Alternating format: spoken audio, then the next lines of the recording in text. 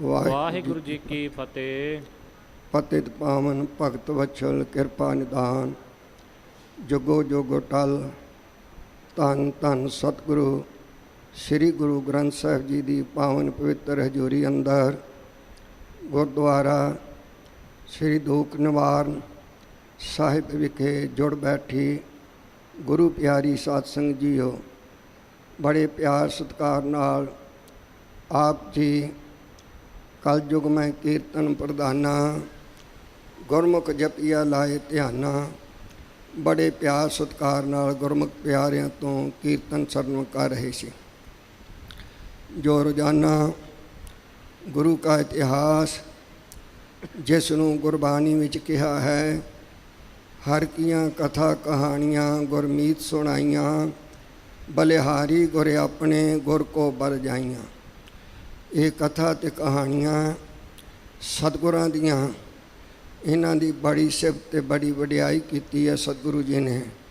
ਗੁਰੂ ਇਤਿਹਾਸ ਇਹ ਸਾਡਾ ਇੱਕ ਸਰੀਰ ਹੈ, ਗੁਰਬਾਣੀ ਸਾਡੀ ਆਤਮਾ ਹੈ। ਸਾਡਾ ਇਤਿਹਾਸ ਸਾਡਾ ਸਰੀਰ ਹੈ। ਸਰੀਰ ਅਤੇ ਆਤਮਾ ਦੋਹਾਂ ਦੀ ਲੋੜ ਹੈ। ਭਾਗਾਂ ਵਾਲਿਓ, ਰੋਜ਼ਾਨਾ ਗੁਰੂ ਇਤਿਹਾਸ ਨੂੰ ਸਰਵਣ ਕਰ ਰਹੇ ਹੋ। ਸੰਗਤਾਂ ਦੇ ਦਰਸ਼ਨ ਕਰਕੇ, ਹਾਜ਼ਰੀ ਲਵਾ ਕੇ, ਹੋ ਸਕਦਾ ਮੈਂ ਵੀ ਭਾਗਾਂ ਵਾਲਾ ਬਣ ਜਾਵਾਂ। ਗੁਰੂ ਕਾ ਇਤਿਹਾਸ ਚੱਲ ਰਿਹਾ ਹੈ। ਪਿੱਛੇ ਆਪ ਜੀ ਨੇ ਗੁਰਮੁਖ ਪਿਆਰਿਆਂ ਤੋਂ ਸਰਵਣ ਕੀਤਾ ਹੈ।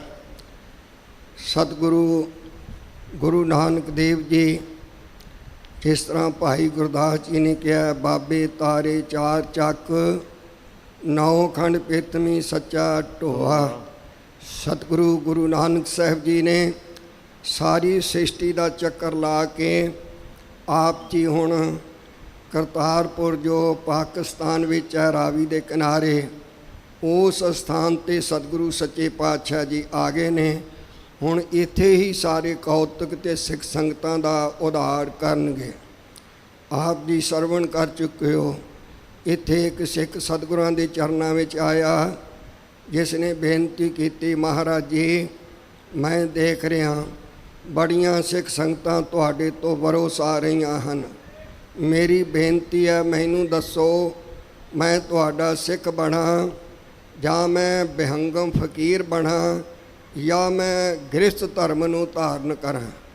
ਤਾਂ ਗੁਰਮੁਖ ਪਿਆਰਿਆਂ ਤੋਂ ਬੜੇ ਸੋਹਣੇ ਢੰਗ ਨਾਲ ਆਪ ਜੀ ਨੇ ਸਰਵਣ ਕੀਤਾ ਕਿ ਗੁਰੂ ਨਾਨਕ ਸਾਹਿਬ ਜੀ ਨੇ ਕਿਹਾ, ਜੇ ਸਿੱਖ ਹੋਣਾ ਤੇ ਐਸਾ, ਜੇ ਫਕੀਰ ਹੋਣਾ ਤੇ ਐਸਾ, ਜੇ ਬਿਹੰਗਮ ਹੋਣਾ ਤੇ ਐਸਾ। ਜਿਵੇਂ ਇਹ ਗੁਰਬਾਣੀ ਦੀ ਵਿਚਾਰ ਨਾਲ ਵੀ ਵਿਚਾਰ ਜੁੜਦੀ ਹੈ। ਸਤਿਗੁਰਾਂ ਦੀ ਗੁਰਬਾਣੀ ਦੇ ਬਚਨ ਨੇ, ਜੋ ਗ੍ਰਹਿ ਕਰਹਿ ਤਾਂ ਜੋ ਗ੍ਰਹਿ ਕਰਹਿ, ਧਰਮ ਕਾਰ ਨਾਹੇ ਤਾਂ ਕਰ ਬੈਰਾਗ, ਬੈਰਾਗੀ ਬੰਧਨ ਕਰੈ ਤਾਂ ਕੋ ਬੜੋ ਅਭਾਗ।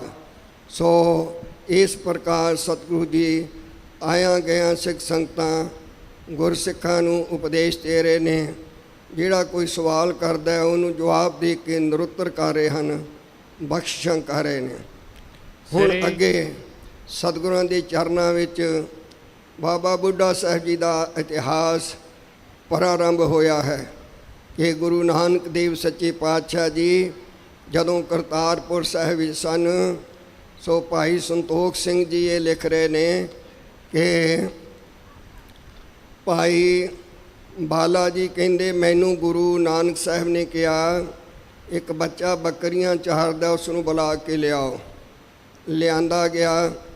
ਸਾਧ ਸੰਗਤ ਜੀ, ਕੁਝ ਇਤਿਹਾਸ ਮੱਝਾਂ ਵੀ ਲਿਖਦੇ ਨੇ ਕਿ ਬਾਬਾ ਬੁੱਢਾ ਸਾਹਿਬ ਜੀ ਮੱਝੀਆਂ ਚਾਰ ਰਹੇ ਸਨ।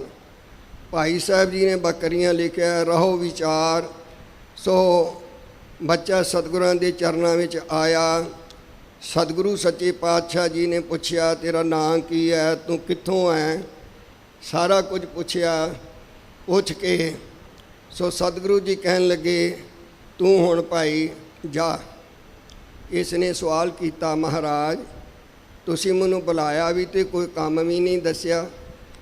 ਸਤਿਗੁਰੂ ਜੀ ਕਹਿਣ ਲੱਗੇ, ਭਾਈ ਮਿਲਣ ਬੋਲਣ ਦੇ ਨਾਲ ਇੱਕ ਦੂਸਰੇ ਦਾ ਪਤਾ ਲੱਗਦਾ ਹੈ, ਇਸ ਕਰਕੇ ਤੈਨੂੰ ਬੁਲਾਇਆ ਸੀ। ਕਿ ਅਸੀਂ ਕੋਈ ਮਾੜਾ ਬਚਨ ਤਾਂ ਨਹੀਂ ਕਿਹਾ। ਸੋ ਜਦੋਂ ਇਹ ਬੱਚਾ ਚਲੇ ਗਿਆ, ਭਾਈ ਬਾਲਾ ਜੀ ਕਹਿੰਦੇ ਸੱਚੇ ਪਾਤਸ਼ਾਹ ਮੈਂ ਪੁੱਛਿਆ ਗੁਰੂ ਨਾਨਕ ਸਾਹਿਬ ਜੀ ਨੂੰ, ਭਾਈ ਬਾਲਾ ਜੀ ਕਹਿੰਦੇ ਹੈ ਗੁਰੂ ਅੰਗਦ ਦੇਵ ਜੀ, ਕਿਉਂਕਿ ਖਡੂਰ ਸਾਹਿਬ ਗੁਰੂ ਅੰਗਦ ਦੇਵ ਜੀ ਨੂੰ ਕਥਾ ਸੁਣਾ ਰਹੇ ਨੇ ਭਾਈ ਬਾਲਾ ਜੀ, ਕਿ ਮੈਂ ਪੁੱਛਿਆ ਗੁਰੂ ਨਾਨਕ ਸਾਹਿਬ ਜੀ ਨੂੰ ਕਿ ਇਹ ਬੱਚਾ ਆਇਆ ਤੇ ਇਹਦੇ ਨਾਲ ਕੋਈ ਬਚਨ ਵੀ ਨਹੀਂ ਕੀਤੇ ਤੇ ਚਲੇ ਗਿਆ। ਸਤਿਗੁਰੂ ਜੀ ਕਹਿਣ ਲੱਗੇ ਇਸ ਨੂੰ ਬੱਚਾ ਨਾ ਸਮਝੋ, ਇਹਦੀ ਵਿਚਾਰ ਤੁਸੀਂ ਸੁਣੀ ਹੈ, ਬਜ਼ੁਰਗਾਂ ਵਾਲੀ ਹੈ, ਭਾਵ ਸਿਆਣੇ ਬੰਦਿਆਂ ਵਾਲੀ ਹੈ ਵਿਚਾਰ। ਸੱਚੇ ਪਾਤਸ਼ਾਹ ਜੀ ਕਹਿਣ ਲੱਗੇ ਬਾਲਾ ਜੀ, ਇੱਕ ਜਿਵੇਂ ਤੇਲ ਹੁੰਦਾ, ਵੱਟੀ ਹੁੰਦੀ ਹੈ, ਦੀਵੇ 'ਚ ਪਾਇਆ ਤੇਲ ਵੀ ਤੇ ਵੱਟੀ ਵੀ, ਮਾਚਿਸ ਵੀ ਕੋਲ ਪਈ ਹੈ, ਲੇਕਿਨ ਚਾਨਣ ਉਦੋਂ ਹੁੰਦਾ ਜਦੋਂ ਤੀਲੀ ਲਾ ਕੇ ਅੱਗ ਬਾਲ ਦਈਏ। ਸਿਰਫ ਅੱਗ ਬਾਲਣ ਦੀ ਲੋੜ ਸੀ, ਉਹ ਅਸੀਂ ਬਾਲ ਦਿੱਤੀ ਹੈ। ਕੱਲ੍ਹ ਨੂੰ ਪਤਾ ਲੱਗ ਜਾਊ ਇਹ ਕਿੱਡੀ ਉੱਚੀ ਅਵਸਥਾ ਵਾਲਾ ਬੱਚਾ ਹੈ, ਕਿਉਂਕਿ ਇਹਦੀ ਪਿਛਲੇ ਜਨਮਾਂ ਦੀ ਬੜੀ ਬੰਦਗੀ ਹੈ। ਉਹ ਬੰਦਗੀ ਨੂੰ ਫਲ ਲਾਉਣ ਵਾਸਤੇ ਕੇਵਲ ਸਾਡਾ ਮਿਲਾਪ ਹੀ ਚਾਹੀਦਾ ਸੀ, ਉਹ ਮਿਲ ਗਿਆ। ਐਸਾ ਹੀ ਹੋਇਆ। ਅਗਲੇ ਦਿਨ ਉਹ ਬੂੜਾ ਬੱਚਾ ਘਰਦਿਆਂ ਤੋਂ ਚੋਰੀ ਘਿਓ ਦਾ ਮਟਕਾ ਚੁੱਕ ਕੇ ਗੁਰੂ ਸਾਹਿਬ ਦੇ ਚਰਨਾਂ ਵਿੱਚ ਆ ਗਿਆ, ਭੇਟਾ ਕੀਤੀ। ਸਤਿਗੁਰੂ ਜੀ ਕਹਿਣ ਲੱਗੇ ਭਾਈ ਅਸੀਂ ਇਹ ਲੈਣਾ ਨਹੀਂ, ਕਿਉਂਕਿ ਤੂੰ ਘਰੋਂ ਮਾਂ ਪਿਓ ਤੋਂ ਚੋਰੀ ਕਰਕੇ ਲਿਆਇਆ, ਇਹਨੂੰ ਵਾਪਸ ਲੈ ਜਾ। ਰੋਣ ਲੱਗ ਗਿਆ। ਸਤਿਗੁਰੂ ਜੀ ਕਹਿਣ ਲੱਗਾ ਮਹਾਰਾਜ ਤੁਸੀਂ ਇਹ ਬਚਨ ਕਿਉਂ ਕਿਹਾ? ਗੁਰੂ ਨਾਨਕ ਸਾਹਿਬ ਜੀ ਕਹਿਣ ਲੱਗੇ ਅਸੀਂ ਇਸ ਕਰਕੇ ਕਿਹਾ ਕਿ ਜਦੋਂ ਤੂੰ ਘਰ ਵਾਪਸ ਜਾਵੇਂਗਾ ਤੇਰੇ ਮਾਤਾ ਪਿਤਾ ਤੈਨੂੰ ਮਾਰਨਗੇ, ਇਸ ਕਰਕੇ ਘਿਓ ਵਾਪਸ ਲੈ ਜਾ। ਲੇਕਿਨ ਸਤਿਗੁਰਾਂ ਨੇ ਅੰਦਰ ਗਿਆਨ ਦੀ ਦਾਤ ਬਖਸ਼ ਦਿੱਤੀ ਸੀ। ਕਹਿਣ ਲੱਗਾ ਸਤਿਗੁਰੂ ਜੀ ਘਰ ਦੇ ਤਾਂ ਖੁਰੇ ਕਦੋਂ ਮਾਰਨਗੇ, ਤੁਸੀਂ ਮੈਨੂੰ ਹੁਣੇ ਹੀ ਮਾਰ ਦਿੱਤਾ। ਮਹਾਰਾਜ ਕਹਿੰਦੇ ਵੀ ਅਸੀਂ ਤੈਨੂੰ ਕੀ ਮਾਰਿਆ? ਕਹਿਣ ਲੱਗਾ ਸੱਚੇ ਪਾਤਸ਼ਾਹ ਮੈਂ ਤੁਹਾਡੇ ਕੋਲ ਆਇਆ, ਮੈਨੂੰ ਅੰਦਰ ਗਿਆਨ ਹੋ ਗਿਆ, ਅੰਦਰ ਚਾਨਣਾ ਹੋ ਗਿਆ। ਪਹਿਲਾਂ ਤਾਂ ਮੇਰੀ ਇਹ ਅਵਸਥਾ ਹੀ ਨਹੀਂ ਸੀ। ਇਹ ਅਵਸਥਾ ਤਾਂ ਤੁਹਾਡੇ ਨਾਲ ਮਿਲ ਕੇ ਜਦੋਂ ਮੈਂ ਘਰੇ ਗਿਆ, ਮੈਂ ਅੰਮ੍ਰਿਤ ਵੇਲੇ ਉੱਠਿਆ, ਮੇਰੇ ਮਨ ਵਿੱਚ ਚਾਅ ਜਾਗਿਆ। ਤੇ ਸੱਚੇ ਪਾਤਸ਼ਾਹ ਇਹ ਚਾਨਣ ਕਰਕੇ ਹੁਣ ਇਹ ਚਾਨਣ ਨੂੰ ਬੁਝਾਉਣਾ ਚਾਹੁੰਦੇ ਹੋ? ਨਹੀਂ, ਇਸ ਚਾਨਣ ਨੂੰ ਹੋਰ ਜਗਾਓ ਅੱਗੇ। ਐਸਾ ਪ੍ਰਸੰਗ ਆਪ ਜੀ ਸਰਵਣ ਕਰ ਰਹੇ ਹੋ। ਆਓ ਇਸ ਤੋਂ ਅੱਗੇ ਚੱਲੀਏ। ਇਕਾਗਰਤਾ ਬਣਾਉਂਦੇ ਹੋਏ ਇੱਕ ਵਾਰ ਪਿਆਰ ਸਤਿਕਾਰ ਨਾਲ ਸਾਰੇ ਗੱਜ ਕੇ ਕਹੋ ਸਤਨਾਮ ਸ੍ਰੀ ਵਾਹਿਗੁਰੂ ਜੀ। ਸ੍ਰੀ ਚੰਦ ਕੈ ਲਖਮੀ ਦਾਸ। ਹੁਣ ਭਾਈ ਬਾਲਾ ਜੀ ਇਹ ਕਹਿੰਦੇ ਨੇ ਕਿ ਮੈਂ ਇੱਕ ਦਿਨ ਸਤਿਗੁਰਾਂ ਦੇ ਮਹਿਲ ਸਾਡੇ ਮਾਤਾ ਸੁਲੱਖਣੀ ਜੀ ਪਾਸ ਮਿਲਣ ਵਾਸਤੇ ਗਿਆ। ਤੇ ਅੱਗੋਂ ਮਾਤਾ ਜੀ ਕਹਿਣ ਲੱਗੇ ਬਾਲਾ ਤੂੰ ਸਤਿਗੁਰਾਂ ਨੂੰ ਸਮਝਾ, ਮੇਰੇ ਨਾਲ ਸ਼ਾਦੀ ਕੀਤੀ ਹੈ, ਸਾਰੀ ਜ਼ਿੰਦਗੀ ਬਾਹਰ ਭਰਮਣ ਕਰਦੇ ਰਹੇ ਨੇ, ਹੁਣ ਤਾਂ ਮੇਰੇ ਪਾਸ ਇੱਥੇ ਰਹਿਣ। ਜੇ ਤੇਰੀ ਗੱਲ ਮੰਨਦੇ ਨੇ, ਕਿਉਂਕਿ ਤੈਨੂੰ ਨਾਲ ਲੈ ਕੇ ਚਲੇ ਜਾਂਦੇ ਨੇ। ਭਾਈ ਬਾਲਾ ਜੀ ਨੇ ਗੁਰੂ ਨਾਨਕ ਸਾਹਿਬ ਦੇ ਚਰਨਾਂ 'ਚ ਬੇਨਤੀ ਕੀਤੀ। ਸਤਿਗੁਰਾਂ ਨੇ ਪਹਿਲਾਂ ਹੀ ਮਨ ਬਣਾ ਲਿਆ ਹੋਇਆ ਸੀ ਕਿ ਹੁਣ ਇੱਥੇ ਹੀ ਟਿਕ ਕੇ ਪ੍ਰਚਾਰ ਕਰਨਾ ਹੈ। ਸੋ ਇਸ ਤਰ੍ਹਾਂ ਭਾਈ ਬਾਲਾ ਜੀ ਕਹਿੰਦੇ ਮੈਂ ਮਾਤਾ ਜੀ ਦੀ ਵੀ ਇਹ ਗੱਲ ਨੂੰ ਯੋਗ ਸਮਝਦਿਆਂ ਹੋਇਆਂ ਫਿਰ ਮੈਂ ਸਤਿਗੁਰਾਂ ਦੇ ਪਾਸ ਬੈਠਾ। ਗੁਰੂ ਸਾਹਿਬਾਂ ਨੇ ਮੇਰੇ ਬਚਨ ਮੇਰੀ ਬੇਨਤੀ ਮੰਨੀ ਤੇ ਮੈਂ ਸਤਿਗੁਰਾਂ ਦੇ ਚਰਨਾਂ 'ਚ ਬੇਨਤੀ ਕੀਤੀ। ਉਹ ਹੁਣ ਬਾਲਾ ਜੀ ਗੁਰੂ ਨਾਨਕ ਸਾਹਿਬ ਜੀ ਨੂੰ ਆਖ ਰਹੇ ਨੇ ਕਿ ਮਹਾਰਾਜ ਤੁਸੀਂ ਇਹ ਦੱਸੋ ਸ੍ਰੀ ਚੰਦ ਤੁਹਾਡਾ ਵੱਡਾ ਸਾਹਿਬਜ਼ਾਦਾ ਔਰ ਛੋਟਾ ਸਾਹਿਬਜ਼ਾਦਾ ਲਖਮੀ ਦਾਸ ਹੈ, ਕਿਦੋਂ ਅਪਰ ਕੋ ਹੈ ਸੁਖ ਰਾਸ। ਇਹ ਸੁੱਖਾਂ ਦੇ ਦਾਤੇ ਜੀ ਤੁਸੀਂ ਆਪਣੇ ਦੋਹਾਂ ਸਾਹਿਬਜ਼ਾਦਿਆਂ 'ਚੋਂ ਇੱਕ ਸਾਹਿਬਜ਼ਾਦੇ ਨੂੰ ਜਾਂ ਕਿਸੇ ਹੋਰ ਨੂੰ ਇਹ ਗੁਰਤਾ ਗੱਦੀ ਬਖਸ਼ੋਗੇ। ਸ੍ਰੀ ਮੁਕਤੇ ਮੁਝ ਦੇਹੋ ਬਤਾਈ, ਆਪਣੇ ਪਵਿੱਤਰ ਮੁਖ ਤੋਂ ਮੈਨੂੰ ਦੱਸਣਾ ਕਰੋ। ਜੋ ਪਾਵੈ ਸਭ ਜਗ ਗੁਰ ਆਈ, ਜਿਹੜਾ ਵੀ ਇਹ ਸਾਰੇ ਜਗਤ ਦੀ ਗੁਰਿਆਈ ਨੂੰ ਪ੍ਰਾਪਤ ਕਰੇ ਉਹ ਕਿਰਪਾ ਕਰਕੇ ਮੈਨੂੰ ਦੱਸੋ। ਕਹਿਤ ਪਏ ਹਮਰੇ ਪਚਤਾਸੀ, ਸੋ ਗੁਰੂ ਨਾਨਕ ਸਾਹਿਬ ਜੀ ਕਹਿਣ ਲੱਗੇ, ਬਾਲਾ ਜੀ ਅਸੀਂ ਸਰੀਰ ਛੱਡ ਜਾਵਾਂਗੇ, ਸਾਡੇ ਤੋਂ ਬਾਅਦ ਤ੍ਰਹਿ ਗਣ ਗੋਤ ਛਤਰੀ ਜਿਹ ਜਾਤੀ, ਜਿਨ੍ਹਾਂ ਨੇ ਗੁਰਤਾ ਗੱਦੀ ਪ੍ਰਾਪਤ ਕਰਨੀ ਉਹਨਾਂ ਦੀ ਗੋਤ ਤਰੇਣ ਹੋਵੇਗੀ ਤੇ ਨਾਮ ਉਹਨਾਂ ਦਾ ਲਹਿਣਾ ਹੋਵੇਗਾ। ਪ੍ਰਥਮੇ ਲਹਿਣਾ ਤਾ ਕੋ ਨਾਮ, ਇਹ ਲਹਿਣਾ ਨਾਮ ਪਹਿਲਾਂ ਉਹਨਾਂ ਦਾ ਰੱਖਿਆ ਹੋਇਆ ਹੈ। ਪੁਨ ਅੰਗਦ ਹਵੈ ਹੈ ਅਵਿਰਾਮ, ਜਦੋਂ ਸਾਨੂੰ ਮਿਲ ਪੈਣਗੇ ਬਖਸ਼ਾਂ ਕਰ ਦਿਆਂਗੇ ਫਿਰ ਉਹਨਾਂ ਦਾ ਨਾਮ ਗੁਰੂ ਅੰਗਦ ਦੇਵ ਜੀ ਹੋਵੇਗਾ। ਆਪਨੋ ਸੋ ਸਰੂਪ ਮੈਂ ਧਾਰੋ, ਇਹ ਸਮਝ ਲੈ ਵੀ ਗੁਰੂ ਅੰਗਦ ਦੇਵ ਜੀ ਦੂਸਰਾ ਵੀ ਮੈਂ ਆਪ ਹੀ ਸਰੂਪ ਧਾਰਨਾ ਹੈ। ਜੋਤ 오ਹਾ ਜੁਗਤ ਸਾਏ ਸਹਿ ਕਾਇਆ ਫੇਰ ਪਲਟੀਐ, ਭਗਤ ਪਾਵਨਾ ਭਲੀ ਬਿਥਾਰੋ, ਤੇ ਦੂਸਰਾ ਸਰੂਪ ਧਾਰਨ ਕਰਕੇ ਭਾਵ ਅਸੀਂ ਆਪਣੀ ਜੋਤ ਨੂੰ ਗੁਰੂ ਅੰਗਦ ਦੇਵ ਜੀ ਦੇ ਵਿੱਚ ਰੱਖ ਕਰਕੇ ਸੰਸਾਰ ਦੇ ਵਿੱਚ ਭਗਤੀ ਤੇ ਸ਼ਰਧਾ ਇਹ ਫੈਲਾਉਣਾ ਕਰਾਂਗੇ ਸਿੱਖ ਸੰਗਤਾਂ ਵਿੱਚ। ਭੇਦ ਨ ਲਖ ਸਕਹੀ ਕੋ ਜੈਸਾ, ਇਸ ਤਰ੍ਹਾਂ ਅਸੀਂ ਪ੍ਰਚਾਰ ਕਰਾਂਗੇ ਕਿ ਕੋਈ ਇਹ ਨਹੀਂ ਸਮਝ ਸਕੇਗਾ ਕਿ ਗੁਰੂ ਨਾਨਕ ਸਾਹਿਬ ਹੋਰ ਸੀ ਤੇ ਗੁਰੂ ਅੰਗਦ ਦੇਵ ਹੋਰ ਸੀ। ਭਾਵ ਸਾਡੀ ਵਿਚਾਰ ਇੱਕ ਹੀ ਹੋਵੇਗੀ। ਦੂਸਰ ਵੇਖ ਧਰਬ ਮੈਂ ਐਸਾ, ਐਸਾ ਸਰੂਪ ਅਸੀਂ ਧਰਤੀ ਦੇ ਉੱਪਰ ਦੂਸਰਾ ਧਾਰਨ ਕਰ ਰਹੇ ਹਾਂ। ਇਉ ਸੁਨ ਕੇ ਮੈਂ ਦਵੈ ਕਰ ਬੰਦੇ, ਭਾਈ ਬਾਲਾ ਜੀ ਕਹਿੰਦੇ ਬਚਨ ਸਤਿਗੁਰਾਂ ਤੋਂ ਸੁਣ ਕੇ ਮੈਂ ਦੋਨੋਂ ਹੱਥ ਜੋੜੇ, ਬੰਧਨ ਕੀਨ ਚਰਨ ਅਰਬਿੰਦੇ, ਸਤਿਗੁਰਾਂ ਦੇ ਚਰਨਾਂ 'ਚ ਮੱਥਾ ਟੇਕ ਕੇ ਬੇਨਤੀ ਕੀਤੀ। ਪ੍ਰਭੂ ਜੀ ਅਬ ਮੁਝ ਦੇਹੋ ਰਜਾਈ, ਸੱਚੇ ਪਾਤਸ਼ਾਹ ਜੀ ਤੁਸੀਂ ਆਗਿਆ ਦੇਵੋ। ਤਲਵੰਡੀ ਮੈਂ ਰਹੋ ਜਾਈ, ਹੁਣ ਮੇਰੀ ਉਮਰ ਬਜ਼ੁਰਗ ਹੋ ਗਈ ਹੈ, ਮੈਂ ਤਲਵੰਡੀ ਵਿੱਚ ਜਾ ਕੇ ਰਹਾਂ। ਇਹ ਕਥਾ ਭਾਈ ਬਾਲਾ ਜੀ ਖਡੂਰ ਸਾਹਿਬ ਦੇ ਵਿੱਚ ਗੁਰੂ ਅੰਗਦ ਦੇਵ ਜੀ ਨੂੰ ਸੁਣਾ ਰਹੇ ਨੇ। ਭਾਈ ਪੈੜਾ ਮੋਖਾ ਜੀ ਲਿਖ ਰਹੇ ਹਨ, ਬਹੁਰ ਕਿਰਪਾ ਕਰ ਮਿਲੋ ਜਬਹੀ, ਫਿਰ ਜਦੋਂ ਤੁਸੀਂ ਕਿਰਪਾ ਕਰੋਗੇ ਫਿਰ ਮੈਂ ਆਪ ਜੀ ਨੂੰ ਮਿਲਾਂਗਾ। ਦਰਸ਼ਨ ਪ੍ਰਾਪਤ ਹਵੈ ਹੈ ਤਬਹੀ, ਜਦੋਂ ਤੁਸੀਂ ਯਾਦ ਕਰੋਗੇ ਮੈਂ ਫਿਰ ਆਪ ਜੀ ਦੇ ਦਰਸ਼ਨ ਕਰਾਂਗਾ। ਦਾਸ ਜਾਨ ਚਿਤ ਚੇਤੈ ਕਰੀਏ, ਤੇ ਮੇਰੇ ਤੇ ਕਿਰਪਾ ਕਰੋ ਆਪਣਾ ਸੇਵਕ ਜਾਣ ਕੇ। ਭੂਲ ਕਹਿਓ ਕਛ ਹਿਰਦੈ ਨ ਧਰੀਏ, ਜੇ ਮੇਰੇ ਕੋਲੋਂ ਕੋਈ ਵੱਧ ਘੱਟ ਭੁੱਲ ਚੁੱਕ ਹੋਈ ਹੋਵੇ ਮਹਾਰਾਜ ਉਹ ਮਨ ਚ ਨਾ ਰੱਖਿਓ। ਸੁਨ ਕੇ ਸ੍ਰੀ ਗੁਰ ਬਚਨ ਉਚਾਰੇ, ਸਤਿਗੁਰੂ ਨਾਨਕ ਸਾਹਿਬ ਜੀ ਅੱਗੋਂ ਜਵਾਬ ਦਿੱਤਾ, ਤੂੰ ਹਮਸੇ ਨਿਤ ਮਿਲਿਓ ਪਿਆਰੇ, ਇਹ ਬਾਲਾ ਤੂੰ ਸਾਨੂੰ ਬੜੇ ਪਿਆਰ ਦੇ ਨਾਲ ਮਿਲਿਆ ਰਿਹਾ ਹੈ। ਸੰਗੀ ਲੋਕ ਪਰਲੋਕ ਮਝਾਰੇ, ਤੂੰ ਤਾਂ ਲੋਕ ਪਰਲੋਕ ਵਿੱਚ ਸਾਡਾ ਪੱਕਾ ਸਾਥੀ ਹੈ, ਤੈਨੂੰ ਕਿਉਂ ਭੁਲਾਵਾਂਗੇ। ਕਰਤਿਓ ਹਮਰੇ ਨਿਤ ਅਨਸਾਰੀ, ਕਿਉਂਕਿ ਤੂੰ ਸਾਰੀ ਉਮਰ ਸਾਡੇ ਅਨੁਸਾਰ ਰਿਹਾ ਹੈ, ਸਾਡੀ ਆਗਿਆ ਵਿੱਚ ਰਿਹਾ ਹੈ। ਤਿੰਨ ਮਿਲਿਓ ਪੁੱਛ ਪੁੰਨ ਵਿਚਰਨ ਰਨ ਹੋਈ, ਸਤਿਗੁਰੂ ਜੀ ਕਹਿਣ ਲੱਗੇ, ਬਾਲਾ ਜੀ ਆਪਾਂ ਸਰੀਰਾਂ ਕਰਕੇ ਮਿਲੇ ਸੀ, ਪਰ ਜੇ ਤੂੰ ਚਲਿਆ ਜਾਵੇਂਗਾ ਸਾਡੇ ਮਨ ਮਿਲੇ ਹੋਏ ਨੇ। ਜੇ ਮਨ ਮਿਲੇ ਹੋਣ ਤਾਂ ਸਰੀਰ ਵਿਛੜੇ ਹੋਏ ਨਾ ਸਮਝੋ। ਜੇ ਸਰੀਰ ਮਿਲੇ ਹੋਣ ਤੇ ਮਨ ਨਾ ਮਿਲੇ ਹੋਣ ਤੇ ਗੱਲ ਨਹੀਂ ਬਣਦੀ। ਜੇ ਮਨ ਮਿਲੇ ਹੋਣ ਸਰੀਰ ਵਿਛੜ ਵੀ ਜਾਣ ਤਾਂ ਵੀ ਕੋਈ ਗੱਲ ਨਹੀਂ। ਜਿਨ ਮਨ ਮਿਲੇ ਨਾ ਵਿਛਰੇ ਕੋਈ, ਜਿਨ੍ਹਾਂ ਦੇ ਮਨ ਮਿਲੇ ਹੋਏ ਹੁੰਦੇ ਨੇ ਉਹ ਭਾਵੇਂ ਸਰੀਰਾਂ ਕਰਕੇ ਦੂਰ ਚਲੇ ਜਾਣ, ਉਹਨਾਂ ਨੂੰ ਵਿਛੜੇ ਹੋਏ ਨਾ ਸਮਝੋ।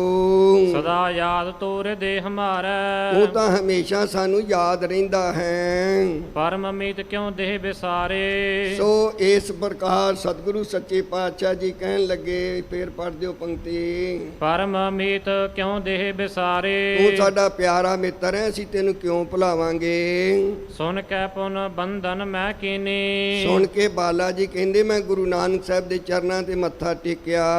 ਗਮਨ ਕੀਨ ਜਬ ਆਏ ਸਦੀਨੀ, ਇਹ ਜਦੋਂ ਮੈਨੂੰ ਸਤਿਗੁਰਾਂ ਨੇ ਆਗਿਆ ਦਿੱਤੀ ਫਿਰ ਮੈਂ ਤਲਵੰਡੀ ਚਲੇ ਗਿਆ ਕਰਤਾਰਪੁਰ ਤੋਂ। ਰੈਨ ਦਿਵਸ ਤਿੰਨ ਮੂਰਤ ਧਿਆਨਾ, ਤਲਵੰਡੀ ਭਾਵ ਰਾਏ ਭੋਏ ਦੀ ਤਲਵੰਡੀ, ਜਿਸ ਨੂੰ ਨਨਕਾਣਾ ਸਾਹਿਬ ਕਿਹਾ ਜਾਂਦਾ, ਕਿਉਂਕਿ ਬਾਲਾ ਜੀ ਦੀ ਰਿਹਾਇਸ਼ ਜਿਹੜੀ ਸੀ ਉਹ ਵੀ ਨਨਕਾਣਾ ਸਾਹਿਬ ਰਾਏ ਭੋਏ ਦੀ ਤਲਵੰਡੀ ਸੀ। ਇਸ ਕਰਕੇ ਬਾਲਾ ਜੀ ਕਹਿੰਦੇ ਮੈਂ ਆਪਣੇ ਪਰਿਵਾਰ ਵਿੱਚ ਰਾਏ ਭੋਏ ਦੀ ਤਲਵੰਡੀ ਗੁਰੂ ਨਾਨਕ ਸਾਹਿਬ ਦੀ ਆਗਿਆ ਪਾ ਕੇ ਚਲੇ ਗਿਆ। ਕਰੋ ਹਿਰਦੇ ਹਵੈ ਅਨੰਦ ਮਹਾਨਾ।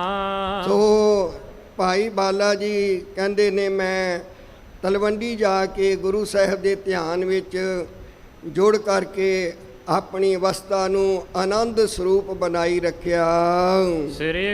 ਸ੍ਰੀ ਅੰਗਦ ਸੁਨ ਪਰਮ ਵਡੇਰੇ। ਹੁਣ ਬਾਲਾ ਜੀ ਕਹਿੰਦੇ ਹੇ ਗੁਰੂ ਅੰਗਦ ਦੇਵ ਜੀ ਆਪ ਸੁਣਨਾ ਕਰੋ, ਤੁਸੀਂ ਵੱਡੇ ਹੋ ਮੇਰੇ ਤੋਂ।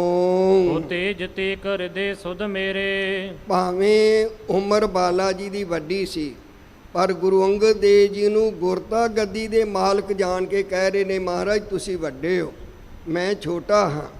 ਹੇ ਸੱਚੇ ਪਾਤਸ਼ਾਹ ਜੀ ਮੇਰੀ ਇਹ ਬੇਨਤੀ ਹੈ ਕਿ ਤੁਸੀਂ ਵੱਡੇ ਹੋ ਆਪ। ਤਿਤੀ ਕਥਾ ਇਹੋ ਦੀਨ ਸੁਨਾਈ। ਜਿੰਨੀ ਕੁ ਮੈਨੂੰ ਸੁੱਧ ਸੀ ਗੁਰੂ ਨਾਨਕ ਸਾਹਿਬ ਜੀ ਦੇ ਨਾਲ ਰਹਿ ਕੇ ਜੋ ਕੁਝ ਮੈਂ ਦੇਖਿਆ, ਜਿੰਨੀ ਕੁ ਮੈਨੂੰ ਯਾਦ ਹੈ ਉਹ ਸਾਰੀ ਕਥਾ ਮੈਂ ਆਪ ਜੀ ਨੂੰ ਸੁਣਾ ਦਿੱਤੀ ਹੈ। ਰਾਵਰ ਕੀ ਮੈਂ ਪਾਏ ਰਜਾਈ। ਹੁਣ ਮੈਂ ਗੁਰੂ ਨਾਨਕ ਸਾਹਿਬ ਦੀ ਆਗਿਆ ਪਾ ਕੇ ਗੁਰੂ ਅੰਗਦ ਦੇਵ ਜੀ ਨੂੰ ਬਾਲਾ ਜੀ ਕਹਿੰਦੇ ਮੈਂ ਗੁਰੂ ਨਾਨਕ ਦੇਵ ਜੀ ਤੋਂ ਆਗਿਆ ਲੈ ਕੇ ਤਲਵੰਡੀ ਮੈਂ ਰਹਿਓ ਸੁਨਾਈ। ਇਹ ਮੈਂ ਤਲਵੰਡੀ ਵਿੱਚ ਜਾ ਕੇ ਰਹਿਣਾ ਕੀਤਾ। ਧਿਆਨ ਕਰੋ ਬੰਦੋ ਤਿਹ ਠੌਰੀ। ਉੱਥੇ ਮੈਂ ਬੈਠ ਕਰਕੇ ਆਪਣੇ ਘਰ ਵਿੱਚ ਗੁਰੂ ਨਾਨਕ ਸਾਹਿਬ ਦੇ ਸਰੂਪ ਵਿੱਚ ਧਿਆਨ ਵਿੱਚ ਜੁੜਿਆ ਰਿਹਾ। ਜਬ ਮੈਂ ਸੁਨਿਓ ਦੁਤੀਆ ਕਹਿ ਵੇਖਾ। ਜਦੋਂ ਮੈਨੂੰ ਪਤਾ ਲੱਗਾ ਕਿ ਗੁਰੂ ਨਾਨਕ ਸਾਹਿਬ ਨੇ ਦੂਸਰਾ ਸਰੂਪ ਧਾਰਨ ਕਰ ਲਿਆ, ਭਾਵ ਕਿ ਆਪ ਜੀ ਨੂੰ ਗੁਰਤਾ ਗੱਦੀ ਬਖਸ਼ ਦਿੱਤੀ ਹੈ। ਦਰਸ ਹੇਤ ਪੀ ਚਾਹੇ ਬਸੇਖਾ। ਫਿਰ ਮੇਰੇ ਮਨ ਵਿੱਚ ਤੁਹਾਡੇ ਦਰਸ਼ਨਾਂ ਦੀ ਚਾਹ ਜਾਗੀ। ਤਤ ਛਿਨ ਤੁਮਰੇ ਆਏ ਸਮੀਪਾ। ਮੈਂ ਛੇਤੀ ਦੇ ਨਾਲ ਚੱਲ ਕੇ ਆਪ ਜੀ ਦੇ ਚਰਨਾਂ 'ਚ ਪਹੁੰਚਿਆ ਹਾਂ। ਦਰਸੇ ਤੁਮ ਤੇ ਹਣ ਕੁਲ ਦੀਪਾ। ਇਹ ਤ੍ਰੇਨ ਕੋਲ ਦੇ ਪ੍ਰਕਾਸ਼ ਰੂਪ ਦੀਵਾ ਸਰੂਪ ਜੀ ਆਪ ਜੀ ਦੇ ਦਰਸ਼ਨ ਕੀਤੇ ਹਨ।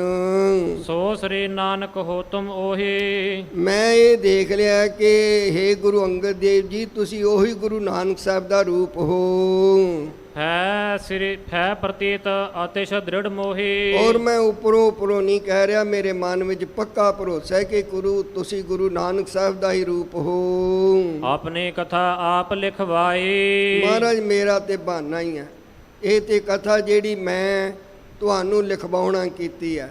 ਮੈਂ ਬੋਲ ਰਿਹਾ, ਪੈੜਾ ਮੁਏਖਾ ਲਿਖ ਰਿਹਾ, ਗੁਰੂ ਅੰਗਦ ਦੇਵ ਜੀ ਸੁਣ ਰਹੇ ਨੇ, ਤੁਹਾਡੇ ਵਾਂਗੂ ਸਿੱਖ ਸੰਗਤਾਂ ਬੈਠੀਆਂ ਨਾਲ ਸੁਣ ਰਹੀਆਂ ਨੇ, ਰੋਜ਼ਾਨਾ ਕਥਾ ਚੱਲ ਰਹੀ ਹੈ, ਨਾਲ ਨਾਲ ਲਿਖੀ ਜਾ ਰਹੀ ਹੈ। ਸੋ ਸਾਧ ਸੰਗਤ ਜੀ, ਭਾਈ ਬਾਲਾ ਜੀ ਕਹਿੰਦੇ ਮਹਾਰਾਜ ਤੁਹਾਨੂੰ ਸਭ ਕੁਝ ਪਤਾ ਹੈ, ਤੁਸੀਂ ਅੰਤਰਜਾਮੀ ਹੋ। ਦਾਸ ਜਾਨ ਮੁਝ ਦੀਨ ਵਡਾਈ। ਇਹ ਤੇ ਐਵੇਂ ਮੇਰੇ ਮੁਖੋਂ ਸੁਣ ਕੇ ਤੁਸੀਂ ਮੈਨੂੰ ਵਡਿਆਈ ਦੇ ਰਹੇ ਹੋ, ਆਪਣਾ ਸੇਵਕ ਪਰਮ ਜਾਣ ਕਰਕੇ। ਸਭ ਵੇਦ ਅੰਤਰਜਾਮੀ ਜਾਣੋ। ਤੁਸੀਂ ਅੰਤਰਜਾਮੀ ਹਾਂ, ਸਭ ਕੁਝ ਜਾਣਦੇ ਹੋ। ਅੰਤਰਜਾਮੀ ਪੁਰਖ ਵਿਧਾਤੇ ਸਰਦਾ ਮਨ ਕੀ ਪੂਰੇ। ਤੀਨ ਕਾਲ ਕੀ ਬਾਤ ਬਖਾਨੋ। ਸੱਚੇ ਪਾਤਸ਼ਾਹ ਤੁਹਾਨੂੰ 3 ਸਮਿਆਂ ਦਾ ਗਿਆਨ ਹੈ, ਭੂਤ ਵਰਤਮਾਨ ਭਵਿੱਖ, 3 ਕਾਲਾਂ ਦੇ ਤੁਸੀਂ ਗਿਆਤਾ ਹੋ। ਸੁਨੇ ਕਥਾ ਸ੍ਰੀ ਅੰਗਦ ਜਬ ਹੀ। ਜਦੋਂ ਗੁਰੂ ਅੰਗਦ ਦੇਵ ਜੀ ਨੇ ਸਾਰੀ ਕਥਾ ਸੁਣੀ ਤੇ ਭਾਈ ਬਾਲਾ ਜੀ ਕਹਿੰਦੇ ਮੈਂ ਚੁੱਪ ਕਰ ਗਿਆ। ਹਰ ਖਤ ਔਰ ਮੁਖ ਬੋਲੇ ਤਬ ਹੀ। ਬੜੇ ਹੀ ਪ੍ਰਸੰਨ ਹੋ ਕੇ ਗੁਰੂ ਅੰਗਦ ਦੇਵ ਜੀ ਮੈਨੂੰ ਬੋਲੇ। ਬਾਲਾ ਜੀ ਕਹਿ ਰਹੇ ਨੇ ਕਿ ਬੜੇ ਖੁਸ਼ੀ ਦੇ ਨਾਲ, ਬਹੁਤ ਪ੍ਰਸੰਨ ਹੋ ਕੇ ਗੁਰੂ ਅੰਗਦ ਦੇਵ ਜੀ ਮੈਨੂੰ ਬੋਲੇ। ਸੁਣ ਬਾਲੇ ਸ੍ਰੀ ਗੁਰ ਪ੍ਰੇਮ। ਆਖਣ ਲੱਗੇ ਹੇ ਬਾਲਾ ਸੁਣ, ਤੇਰਾ ਗੁਰੂ ਨਾਨਕ ਸਾਹਿਬ ਨਾਲ ਬੜਾ ਪਿਆਰ। ਤੁਮ ਹੋ ਧਨ ਧਨ ਪੁਨ ਧਨ ਜਨਮ ਹੋ। ਤੂੰ ਵੀ ਧਨ ਤੇ ਸਤਿਗੁਰੂ ਨਾਨਕ ਸਾਹਿਬ ਜੀ ਵੀ ਧਨ ਧਨ। ਬਾਲਾ ਜੀ ਤੂੰ ਵੀ ਧਨ, ਤੇਰੇ ਬੋਲ ਵੀ ਧਨਤਾ ਯੋਗ ਹਨ, ਧਨਤਾ ਦੇ ਯੋਗ ਹੈ ਤੂੰ। ਦੋਹਰਾ ਤੁਮਰੋ ਮੁਖ ਰਾਕਾ ਸ਼ਸ਼ੀ। ਹੇ ਬਾਲੇ, ਗੁਰੂ ਅੰਗਦ ਦੇਵ ਜੀ ਕਹਿ ਰਹੇ ਨੇ ਹੇ ਬਾਲਾ ਜੀ ਤੁਹਾਡਾ ਮੁਖ ਤਾਂ ਪੂਰਨਮਾਸ਼ੀ ਦੇ ਚੰਦਰਮਾ ਦੀ ਨਿਆਈ ਹੈ। ਪੂਰਨਮਾਸ਼ੀ ਤਾਂ ਕਹੀਏ ਉਦੋਂ ਚੰਦਰਮਾ ਪੂਰਾ ਹੁੰਦਾ ਆ, ਇੱਕ ਅੰਗ ਲੈਣਾ ਸੋਭਾ ਦਾ। ਸੋ ਬਾਲਾ ਜੀ ਤੁਹਾਡਾ ਮੁਖ ਤਾਂ ਪੂਰਨਮਾਸ਼ੀ ਦੇ ਚੰਦਰਮੇ ਦੀ ਨਿਆਈ ਹੈ, ਸੁਦਾਗਰਾ ਸਮਭਾਏ। ਤੇ ਜਿਹੜੇ ਤੂੰ ਬੋਲ ਬੋਲੇ ਨੇ ਇਹ ਅੰਮ੍ਰਿਤ ਸਰੀਕੇ ਹਨ। ਮਾਨੋ ਤੁਹਾਡੇ ਮੁਖ ਤੋਂ ਗੁਰੂ ਨਾਨਕ ਸਾਹਿਬ ਦੀ ਕਥਾ ਜਿਹੜੀ ਨਿਕਲ ਰਹੀ ਹੈ ਅੰਮ੍ਰਿਤ ਹੀ ਨਿਕਲ ਰਿਹਾ ਹੈ। ਸਿੱਖ ਬਿੰਧਾਰਕ ਪੀਵਹੀਂ। ਤੇ ਜਿਹੜੇ ਸਿੱਖ ਹਨ ਇਹ ਦੇਵਤਿਆਂ ਦੀ ਨਿਆਈ ਹਨ, ਇਹ ਪੀ ਰਹੇ ਹਨ ਕੰਨਾਂ ਰੂਪੀ ਡੂਨਿਆਂ ਦੇ ਨਾਲ। ਸੋ ਜੋ ਕਥਾ ਨੂੰ ਸਰਵਣ ਕਰਨਾ ਹੈ ਇਹ ਕੰਨਾਂ ਨਾਲ ਸੁਣੀਦਾ, ਇਸ ਕਰਕੇ ਕਹਿੰਦੇ ਕੰਨਾਂ ਰੂਪੀ ਡੂਨਿਆਂ ਦੇ ਨਾਲ ਇਸ ਅੰਮ੍ਰਿਤ ਨੂੰ ਗੁਰੂ ਕੀਆਂ ਸੰਗਤਾਂ ਪੀ ਰਹੀਆਂ ਹਨ। ਨਿਤ ਪ੍ਰਤ ਨਹੀਂ ਅਗਾਏ। ਔਰ ਨੇਤਾਪਤੀ ਸੰਗਤਾਂ ਸੁਣ ਰਹੀਆਂ ਨੇ ਤੇ ਰੱਜ ਨਹੀਂ ਰਹੇ। ਬੰਦਾ ਪ੍ਰਸ਼ਾਦੇ ਨਾਲ ਰੱਜ ਰਹੇ ਤੇ ਜਾਏ ਤੇ ਕਹਿੰਦਾ ਬਸ, ਲੇਕਿਨ ਇਹ ਕਥਾ ਜਿਹੜੀ ਹੈ ਇਹਦੇ ਨਾਲ ਜਿਹੜੇ ਸ਼ਰਧਾ ਵਾਲੇ ਗੁਰਸਿੱਖ ਨੇ ਉਹ ਰੱਜਦੇ ਨਹੀਂ, ਉਹ ਤ੍ਰਿਪਤ ਨਹੀਂ ਹੁੰਦੇ, ਉਹ ਤੇ ਅਗਲੇ ਦਿਨ ਫਿਰ ਦੌੜ ਕੇ ਆਉਂਦੇ ਹਨ। ਇਹਦੇ ਨਾਲ ਰੱਜ ਨਹੀਂ ਹੁੰਦਾ। ਇਹ ਐਸੀ ਕਥਾ ਹੈ। ਚੌਪਈ ਇਸਕੀ ਮਹਿਮਾ ਕਹੀ ਨਾ ਜਾਏ। ਇਸ ਕਥਾ ਦੀ ਮਹਿਮਾ ਜਿਹੜੀ ਹੈ ਉਹ ਕਹੀ ਨਹੀਂ ਜਾ ਸਕਦੀ, ਕਿਉਂਕਿ ਗੁਰਬਾਣੀ ਨੇ ਬੜੀ ਮਹਿਮਾ ਕੀਤੀ ਹੈ ਕਥਾ ਦੀ। ਸਭ ਤੇ ਊਤਮ ਹਰ ਕੀ ਕਥਾ, ਗੁਰਬਾਣੀ ਦੀ ਪੰਕਤੀ ਹੈ। ਕਥਾ ਕੀਰਤਨ ਸੁਖਦਾਈ, ਪਾਰ ਬ੍ਰਹਮ ਹੋਆ ਸਹਾਈ।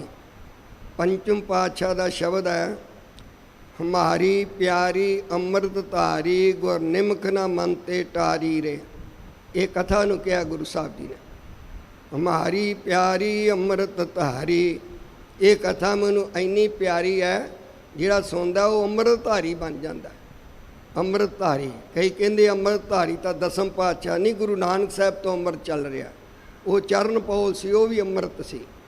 ਦਸਮ ਪਾਤਸ਼ਾਹ ਨੇ ਉਸ ਚਰਨ ਪੌਲ ਨੂੰ ਫਿਰ ਖੰਡੇ ਬਾਟੇ ਦਾ ਅੰਮ੍ਰਿਤ ਬਣਾ ਦਿੱਤਾ। ਉਹ ਇਹ ਕਥਾ, ਇਹ ਸ਼ਬਦ ਪੰਚਮ ਪਾਤਸ਼ਾਹ ਜੀ ਦਾ ਹੈ। ਕਹਿੰਦੇ ਜਿਹੜਾ ਵੀ ਕਥਾ ਸੁਣੇਗਾ ਉਹ ਅੰਮ੍ਰਿਤ ਧਾਰੀ ਹੋਵੇਗਾ, ਭਾਵ ਗੁਰੂ ਨਾਲ ਜੁੜ ਜਾਵੇਗਾ।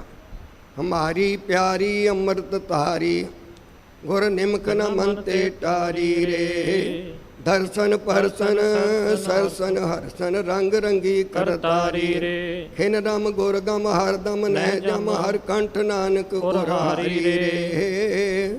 ਇਹ ਸ਼ਬਦ ਗੁਰੂ ਸਾਹਿਬ ਜੀ ਨੇ ਕਥਾ ਦੀ ਮਹਿਮਾ ਵਿੱਚ ਉਚਾਰਨ ਕੀਤਾ ਹੈ ਕਿ ਜਿਹੜਾ ਵੀ ਇਸ ਕਥਾ ਨੂੰ ਆਪਣੇ ਗਲੇ ਦਾ ਹਾਰ ਬਣਾ ਲਵੇ, ਭਾਰ ਰੋਜ਼ਾਨਾ ਕਥਾ ਨੂੰ ਜਿਹੜਾ ਸੁਣਦਾ ਹੈ, ਖਿਨ ਰਮ ਗੁਰ ਗਮ, ਖਿਨ ਰਮ ਜੇ ਕਿਤੇ ਇਕਾਗਰਤਾ ਬਣ ਜਾਵੇ, ਜੇ ਕਿਤੇ ਸੁਰਤੀ ਬਿਰਤੀ ਜੁੜ ਰਾਵੇ, ਇਹ ਕਥਾ ਗੁਰ ਗਮ ਗੁਰੂ ਤੱਕ ਪਹੁੰਚਾਉਣ ਵਾਲੀ ਹੈ। ਖਿਨ ਰਮ ਗੁਰ ਗਮ ਹਰਦਮ ਨਹਿ ਜਮ, ਜਿਹੜਾ ਹਰ ਵੇਲੇ ਕਥਾ ਸੁਣਦਾ ਆ ਉਹਦੇ ਲਾਗੇ ਨੇੜੇ ਵੀ ਜਮਦੂਤ ਨਹੀਂ ਆਉਣਗੇ। ਜੈ ਸਾਧੂ ਗੋਬਿੰਦ ਭਜਨ ਕੀਰਤਨ ਨਾਨਕ ਨੀਤ, ਨਾ ਹੋਣਾ ਤੂੰ ਨਾ ਛੁਟੈ ਨਿਕਟ ਜਾਈਓ ਦੂਤ। ਜਮਦੂਤ ਵੀ ਉਹਦੇ ਨੇੜੇ ਨਹੀਂ ਜਾਣਗੇ। ਫਿਰ ਅੱਗੇ ਕਹਿੰਦੇ ਰੰਗ ਰੰਗੀ ਕਰਤਾਰੀ ਰੇ। ਜਿਹੜਾ ਕਥਾ ਸੁਣਦਾ ਇਹ ਕਥਾ ਉਹਨੂੰ ਵਾਹਿਗੁਰੂ ਦੇ ਰੰਗ ਵਿੱਚ ਰੰਗ ਦਿੰਦੀ ਹੈ।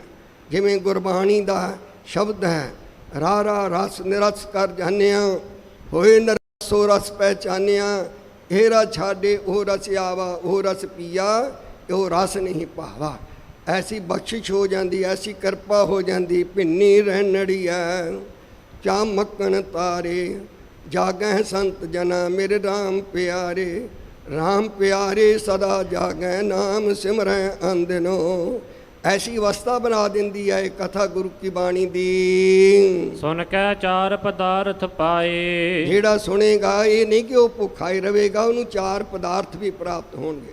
ਧਰਮ ਅਰਥ ਕਾਮ ਮੋਖ, ਇਹ ਦਾਤਾਂ ਵੀ ਮਿਲਣਗੀਆਂ। ਗੁਰੂ ਕਾ ਸਿੱਖ ਭੁੱਖਾ ਨੰਗਾ ਨਹੀਂ। ਗੁਰੂ ਸਾਹਿਬ ਨੇ ਭੁੱਖਿਆ ਨੰਗਿਆ ਨਹੀਂ, ਰਜਾਇਆ ਆਪਣੇ ਸਿੱਖਾਂ ਨੂੰ। ਜਦੋਂ ਗੁਰੂ ਨਾਨਕ ਸਾਹਿਬ ਜੀ ਸਿੱਧਾਂ ਦੇ ਪਾਸ ਗਏ ਸੀ ਤਾਂ ਸਿੱਧਾਂ ਨੇ ਆਖਿਆ ਸਾਡਾ ਮਤ ਗ੍ਰਹਿਣ ਕਰੋ।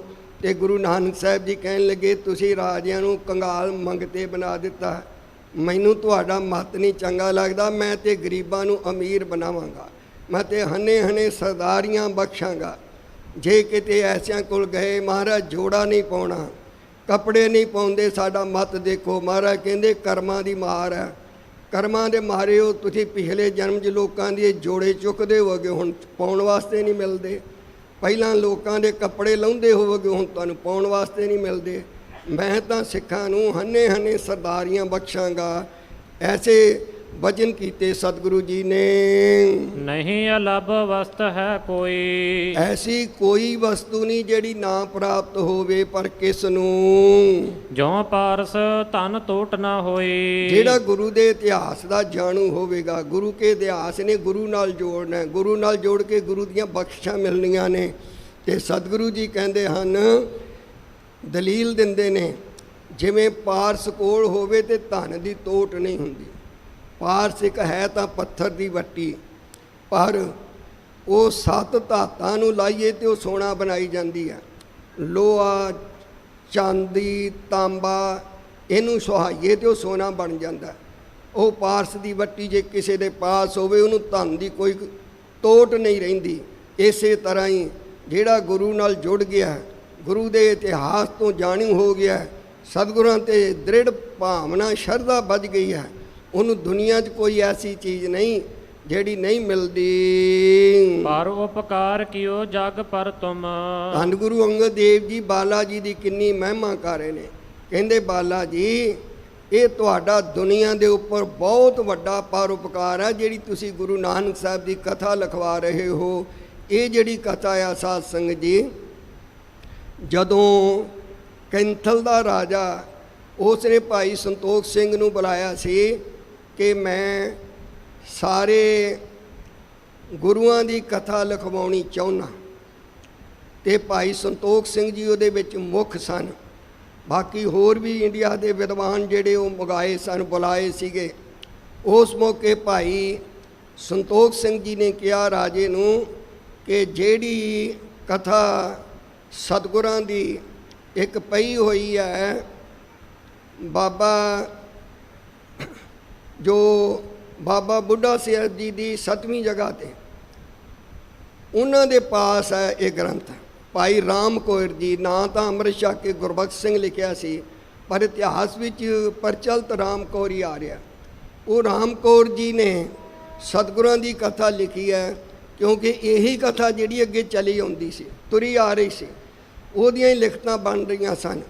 ਤੇ ਭਾਈ ਰਾਮ ਕੌਰ ਜੀ ਨੇ ਅੱਗੇ ਫਿਰ ਜਿਹੜਾ ਇਹ ਗ੍ਰੰਥ ਲਿਖਿਆ ਸੀ, ਉਹ ਸਾਧ ਸੰਗਤ ਜੀ ਇਹਨਾਂ ਦੇ ਸਪੁੱਤਰ ਕੋਲ ਬਾਬਾ ਜੀ ਦੇ ਬੇਟੇ ਸੀ ਭਾਈ ਮੋਹਰ ਸਿੰਘ ਜੀ, ਉਹਨਾਂ ਦੇ ਪਾਸ ਸੀ ਇਹ ਪੋਥੀ। ਜਦੋਂ ਭਾਈ ਸੰਤੋਖ ਸਿੰਘ ਨੇ ਕਿਹਾ ਕੈਂਥਲ ਦੇ ਰਾਜੇ ਨੂੰ, ਜੇ ਗੁਰੂ ਸਾਹਿਬਾਂ ਦਾ ਇਤਿਹਾਸ ਲਿਖਣਾ ਹੈ ਤੇ ਮੁੱਖ ਇਤਿਹਾਸ ਜਿਹੜਾ ਉਹ ਵਾਰਤਾ ਰੂਪ ਦੇ ਵਿੱਚ ਇਸ ਮੌਕੇ 'ਤੇ ਭਾਈ ਰਾਮ ਕੌਰ ਜੀ ਦੇ ਸਪੁੱਤਰ ਮੋਹਰ ਸਿੰਘ ਜੀ ਦੇ ਪਾਸ ਪਈ ਹੋਈ ਪੋਥੀ ਹੈ, ਉਹ ਮਿਲ ਜਾਵੇ ਤੇ ਉਹਨੂੰ ਮੁੱਖ ਰੱਖ ਲਿਆ ਜਾਵੇ। ਜਦੋਂ ਲੈਣ ਵਾਸਤੇ ਗਏ, ਉਹਨਾਂ ਦਿੱਤਾ ਨਹੀਂਗਾ ਵੀ ਸਾਨੂੰ ਪੋਥੀ ਪਤਾ ਨਹੀਂ ਮੁੜ ਕੇ ਵਾਪਸ ਮਿਲੇਗੀ ਕਿ ਨਹੀਂ ਮਿਲੇਗੀ। ਫਿਰ ਕੈਂਥਲ ਦਾ ਰਾਜਾ ਜਿਹੜਾ ਹੈ, ਇਹਨੇ ਪਟਿਆਲੇ ਦੇ ਰਾਜੇ ਆਲਾ ਸਿੰਘ ਨੂੰ ਕਿਹਾ। ਰਾਜੇ ਆਲਾ ਸਿੰਘ ਦੀ ਪੋਤਰੀ ਸੀ ਬੀਬੀ ਪ੍ਰਧਾਨ ਕੌਰ, ਪਿਤਾ ਸੀ ਆਲਾ ਸਿੰਘ ਦਾ ਪੁੱਤਰ ਭੂਮੀਆ ਸਿੰਘ, ਭੂਮੀਆ ਸਿੰਘ ਦੀ ਬੇਟੀ ਸੀ ਤੇ ਆਲਾ ਸਿੰਘ ਦੀ ਪੋਤਰੀ ਸੀ ਪ੍ਰਧਾਨ ਕੌਰ। ਉਹ ਬਾਬਾ ਰਾਮ ਕੌਰ ਜੀ ਦੇ ਸਪੁੱਤਰ ਮੋਹਰ ਸਿੰਘ ਨਾਲ ਵਿਆਹੀ ਹੋਈ ਸੀ। ਉਹ ਫਿਰ ਪਟਿਆਲੇ ਵਾਲੇ ਰਾਜੇ ਨੂੰ ਕਿਹਾ ਗਿਆ। ਰਾਜੇ ਨੇ ਆਪਣੀ ਪੋਤਰੀ ਪ੍ਰਧਾਨ ਕੌਰ ਨੂੰ ਕਿਹਾ। ਪ੍ਰਧਾਨ ਕੌਰ ਨੇ ਫਿਰ ਆਪਣੇ ਪਤੀ ਮੋਹਰ ਸਿੰਘ ਜੀ ਨੂੰ ਕਹਿ ਕੇ ਸਾਰੀ ਜ਼ਿੰਮੇਵਾਰੀ ਲੈ ਕੇ ਇਹ ਪੋਥੀ ਜਿਹੜੀ ਹੈ ਰਾਜੇ ਆਲਾ ਸਿੰਘ ਨੂੰ, ਰਾਜੇ ਕੈਂਥਲ ਦੇ ਰਾਜੇ ਨੂੰ ਦਿੱਤੀ ਸੀ। ਤੋ ਜਿਹੜਾ ਇਤਿਹਾਸ ਹੈ ਇਹਦੇ ਵਿੱਚ ਜਿਹੜੀ ਮੁੱਖ ਕਥਾ ਮੇਨ ਹੈ, ਉਹ ਕਥਾ ਜਿਹੜੀ ਵਾਰਤਾ ਵਾਲੀ ਸੀ ਉਹ ਚੱਲ ਰਹੀ ਹੈ। ਲੇਕਿਨ ਇਸ ਇਤਿਹਾਸ ਦੇ ਵਿੱਚ ਬਹੁਤ ਸਾਰਾ ਗਲਤ ਵੀ ਲਿਖਿਆ ਹੋਇਆ। ਉਹ ਭਾਈ ਸੰਤੋਖ ਸਿੰਘ ਦੀ ਉਹਦੇ ਵਿੱਚ ਕੋਈ ਗਲਤੀ ਨਹੀਂ, ਉਹ ਬਾਅਦ ਦੇ ਵਿੱਚ ਰਲੇਵੇਂ ਪਾਏ ਗਏ ਨੇ। ਜਿਵੇਂ ਅੱਜ ਵੀ ਸਾਡੇ ਦਰਬਾਰ ਸਾਹਿਬ 'ਤੇ ਅਟੈਕ ਹੋਇਆ, ਇੱਥੋਂ ਸਾਡਾ ਸਾਰਾ ਇਤਿਹਾਸ ਲੈ ਗਏ। ਉਹ ਪੋਥੀਆਂ ਵਿੱਚ ਜੋ ਮਰਜ਼ੀ ਆ ਹੁਣ ਲਿਖ ਦੇਣ। ਇਸ ਤਰ੍ਹਾਂ ਦੇ ਬੜੇ ਸਾਡੇ 'ਤੇ ਸੰਕਟ ਆਏ। ਸੋ ਇਹਦੇ ਵਿੱਚ ਕਦੇ ਵੀ ਭਾਈ ਸੰਤੋਖ ਸਿੰਘ ਨੂੰ ਮਾੜਾ ਨਹੀਂ ਕਹਿਣਾ ਚਾਹੀਦਾ। ਭਾਈ ਸੰਤੋਖ ਸਿੰਘ ਜੀ ਦਾ ਐਡਾ ਵੱਡਾ ਇਤਿਹਾਸ ਹੈ, ਜੇ ਇਹ ਇਤਿਹਾਸ ਨਾ ਹੋਵੇ ਤੇ ਸਾਨੂੰ ਕੁਝ ਵੀ ਪ੍ਰਾਪਤ ਨਹੀਂ ਹੁੰਦਾ। ਗੁਰੂ ਦੇ ਇਤਿਹਾਸ ਤੋਂ ਕੁਝ ਵੀ ਨਹੀਂ ਸਾਨੂੰ ਮਿਲੇਗਾ।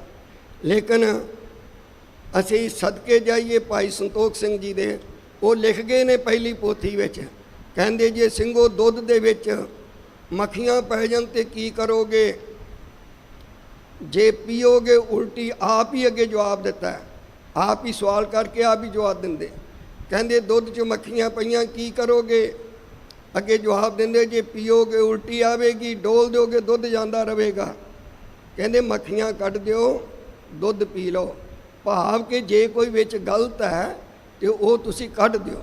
ਇੱਕ ਗੱਲ ਹੋਰ ਵੀ ਲਿਖਦੇ ਨੇ, ਕਹਿੰਦੇ ਜਿਹੜੇ ਦੂਜੇ ਮਤਾਂ ਦੇ ਵਿਦਵਾਨ ਆਏ, ਜਦੋਂ ਕੈਂਥਲ ਦਾ ਰਾਜਾ ਮੇਰੇ ਕੋਲੋਂ ਕਥਾ ਲਿਖਵਾ ਰਿਹਾ ਸੀ, ਉਸ ਮੌਕੇ ਕੁਝ ਮੈਨੂੰ ਗਲਤ ਲਿਖਾਉਂਦੇ ਸਨ ਤੇ ਮੈਂ ਨਹੀਂ ਸਾਂ ਲਿਖਦਾ ਤੇ ਉਹ ਵਾਪਸ ਜਾਂਦੇ ਸੀ।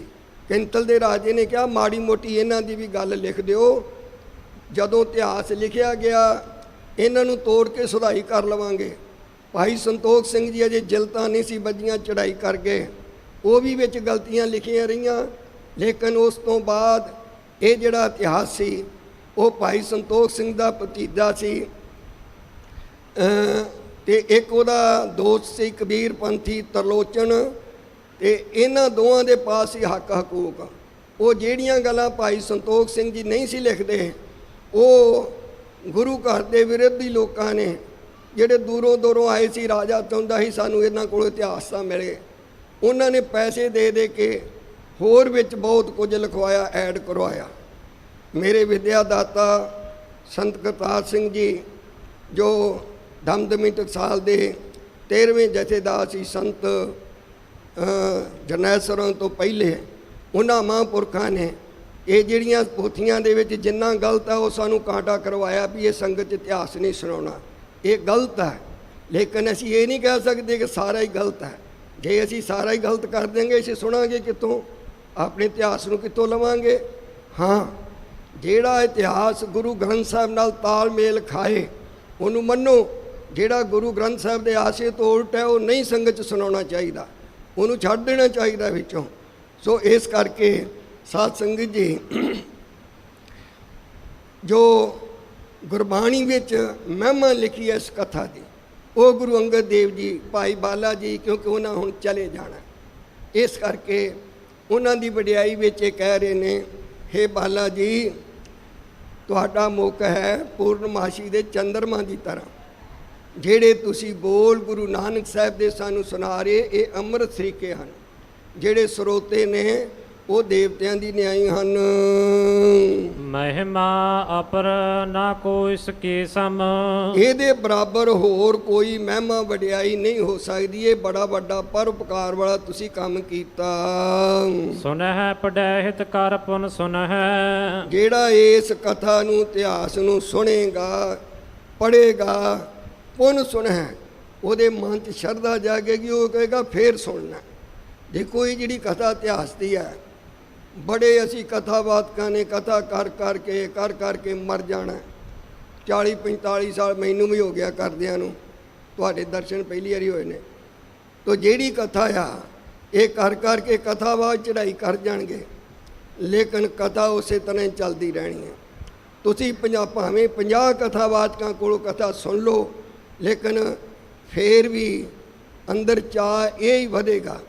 ਬਲਕਿ ਮਹਾਂਪੁਰਸ਼ ਸੰਤ ਕਰਤਾਰ ਸਿੰਘ ਜੀ ਕਿਹਾ ਕਰਦੇ ਸੀ, ਉਹ ਕਹਿੰਦੇ ਸੀ ਜਿਹੜਾ ਸਰੋਤਾ ਆ, ਜੇ ਉਹ ਕਥਾਵਾਚਕ ਨਾਲੋਂ ਵੱਧ ਸਿਆਣਾ ਹੋਵੇ ਤੇ ਉਹਨੂੰ ਅਸਲ ਵਿੱਚ ਪੂਰਾ ਆਨੰਦ ਫੇਰ ਆਉਂਦਾ। ਇਸ ਕਥਾ ਦਾ ਪੂਰਾ ਆਨੰਦ ਉਦੋਂ ਹੁੰਦਾ ਹੈ ਜਦੋਂ ਉਹ ਕਥਾ ਕਰਨ ਵਾਲੇ ਨਾਲੋਂ ਕਥਾ ਸੁਣਨ ਵਾਲਾ ਸਿਆਣਾ ਹੋਵੇ। ਸੋ ਸਤਿਗੁਰੂ ਜੀ ਇਹ ਮਹਿਮਾ ਤੇ ਵਡਿਆਈ ਕਰ ਰਹੇ ਹਨ ਕਿ ਇਹਦੇ ਬਰਾਬਰ ਹੋਰ ਕੋਈ ਵੱਡਾ ਪਰਉਪਕਾਰ ਨਹੀਂ ਹੋ ਸਕਦਾ। ਪ੍ਰੀਤ ਕਰਹਿ ਸ੍ਰੀ ਗੁਰ ਗੁਣ ਗੁਣ ਹੈ। ਸੋ ਸਤਿਗੁਰੂ ਸੱਚੇ ਪਾਤਸ਼ਾਹ ਜੀ ਕਹਿੰਦੇ ਪ੍ਰੇਮੀ ਜਿਹੜੇ ਨੇ, ਦੇਖੋ ਆਪਾਂ ਅਖਬਾਰ ਇੱਕ ਵਾਰੀ ਪੜ੍ਹ ਲਈਏ, ਦੂਜੀ ਵਾਰੀ ਪੜ੍ਹਨ ਨੂੰ ਜੀ ਨਹੀਂ ਕਰਦਾ।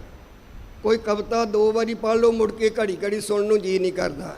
ਇਤਿਹਾਸ ਇੱਕ ਐਸੀ ਚੀਜ਼ ਹੈ ਕਿ ਜੇ ਕੋਈ ਹੋਰ ਕਥਾਵਾਚਕ ਸੁਣਾਉਂਦਾ ਹੋਵੇ ਤੇ ਮੇਰੇ ਅੰਦਰ ਹੋਰ ਸ਼ਰਧਾ ਜਾਗਣੀ ਹੈ ਵੀ ਮੇਰੇ 'ਚ ਕੋਈ ਕਮੀ ਹੋਵੇਗੀ ਤੇ ਉਹ ਵੀ ਦੂਰ ਹੋ ਜਾਵੇਗੀ, ਔਰ ਆਨੰਦ ਵੀ ਪੂਰਾ ਉਦੋਂ ਹੀ ਆਉਂਦਾ ਜਦੋਂ ਬਾਰ-ਬਾਰ ਸੁਣਨਾ ਕਰੀਏ।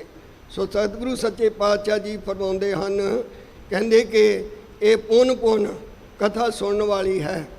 ਸੋ ਐਸੇ ਜਿਹੜੇ ਪ੍ਰੇਮੀ ਹਨ ਉਹ ਕਥਾ ਨੂੰ ਸੁਣ ਕੇ ਫਿਰ ਸਤਿਗੁਰਾਂ ਦੇ ਗੁਣਾਂ ਦੀ ਵਿਚਾਰ ਕਰਨਗੇ। ਕਲੁਖ ਵਿਪਲ ਬਿਕ ਲਾਹੇ ਪਰਾਹੇ। ਸੋ ਇਸ ਕਥਾ ਨੂੰ ਜਿਵੇਂ ਜਿਵੇਂ ਸੁਣੀਏ, ਜਿਵੇਂ ਭਾਂਡੇ ਨੂੰ ਮਾਂਜਦਿਆਂ ਚਮਕਦਾ, ਕੱਪੜੇ ਨੂੰ ਧੋਂਦਿਆਂ ਚਿੱਟਾ ਨਿਕਲਦਾ, ਇਸੇ ਤਰ੍ਹਾਂ ਕਥਾ ਨੂੰ ਸੁਣਦਿਆਂ ਜਿਹੜੇ ਪਾਪ ਹਨ, ਜਿਹੜੀ ਜਨਮ ਕਿਸ ਮਨ ਕੋ ਮਲ ਲਾਗੀ, ਕਾਲਾ ਹੋਆ ਸਿਆਹੋ, ਐਸਾ ਜਿਹੜਾ ਮਨ ਹੈ ਕਾਲਖ ਲੱਗੀ ਹੈ। ਇਹਦੀ ਨਿਸ਼ਾਨੀ ਪਤਾ ਕੀ ਹੈ?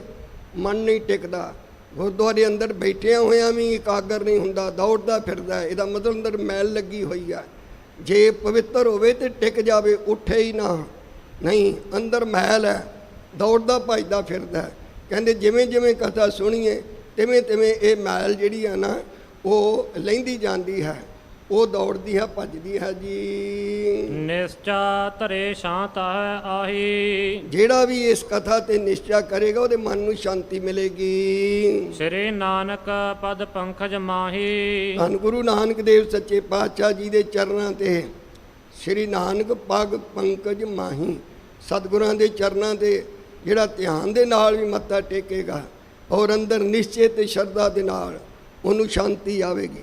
ਸਾਧ ਸੰਗਤ ਜੀ, ਸ਼ਾਂਤੀ ਟਿਕਾਓ, ਭਾਣੇ 'ਚ ਰਹਿਣਾ, ਇਹ ਜ਼ਿੰਦਗੀ ਦਾ ਇੱਕ ਬਹੁਤ ਉੱਚਾ ਸੁੱਚਾ ਹਿੱਸਾ ਹੈ। ਤੇ ਸਭ ਤੋਂ ਮਾੜਾ ਹੈ ਟੈਨਸ਼ਨ, ਚਿੰਤਾ। ਸਾਰੀਆਂ ਬਿਮਾਰੀਆਂ ਦੀ ਮਾਂ ਟੈਨਸ਼ਨ। ਔਰ ਇਸੇ ਤਰ੍ਹਾਂ ਜਿਹੜਾ ਸਰੀਰ, ਇਹਦੀਆਂ 3 ਖੁਰਾਕਾਂ ਨੇ। ਇੱਕ ਖੁਰਾਕ ਹੈ ਜੋ ਸਿਹਤ ਦੇ ਮੁਤਾਬਕ ਭੋਜਨ ਛਕਣਾ।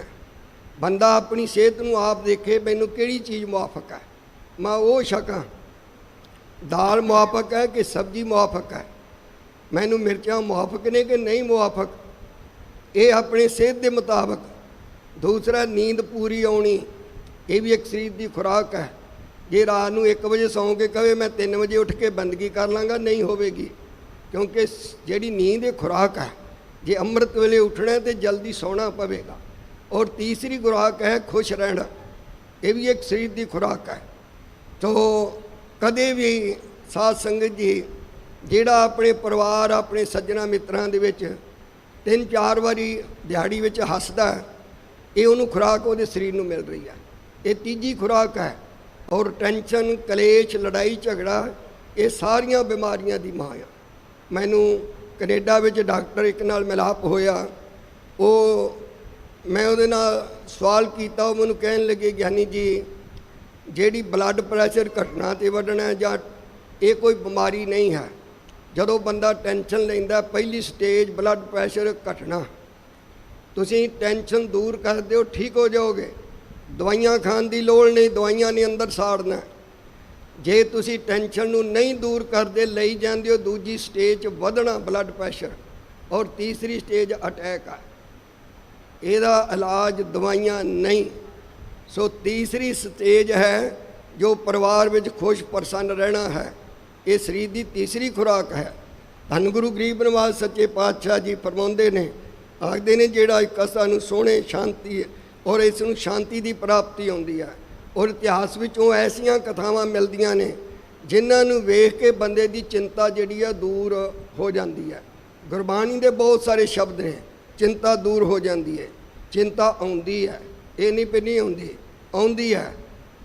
ਪਰ ਮੇਰਾ ਪ੍ਰੈਕਟੀਕਲ ਹੈ, ਜਦੋਂ ਮਨ ਨਾ ਟਿਕੇ, ਨੀਂਦ ਨਾ ਆਵੇ, ਟੈਨਸ਼ਨ ਹੋਵੇ, ਤੁਸੀਂ ਪੰਜ ਨਾ ਕਰਕੇ ਆਪਣੇ ਪਲੰਘੇ 'ਤੇ ਬੈਠ ਕੇ ਸਤਿਗੁਰਾਂ ਦੀ ਸ਼ਹੀਦੀ ਯਾਦ ਕਰੋ। ਧੰਨ ਗੁਰੂ ਅਰਜਨ ਦੇਵ ਸੱਚੇ ਪਾਤਸ਼ਾਹ, ਤੁਸੀਂ ਤਤੀਆਂ ਤਵੀਆਂ 'ਤੇ ਬੈਠੇ। ਧੰਨ ਗੁਰੂ ਨਾਨਕ ਸਾਹਿਬ ਜੀ ਜਵਾਨੀ ਦੀ ਉਮਰ ਵਿੱਚ ਆਪਣੇ ਪਰਿਵਾਰ ਨੂੰ ਛੱਡ ਕੇ ਸਾਰੀ ਉਮਰ ਬਾਹਰ ਵਿਚਰਦੇ ਰਹੇ। ਧੰਨ ਗੁਰੂ ਤੇਗ ਬਹਾਦਰ ਸਾਹਿਬ ਜੀ, ਤੁਸੀਂ ਧਰਮ ਵਾਸਤੇ ਸੀਸ ਦਿੱਤਾ।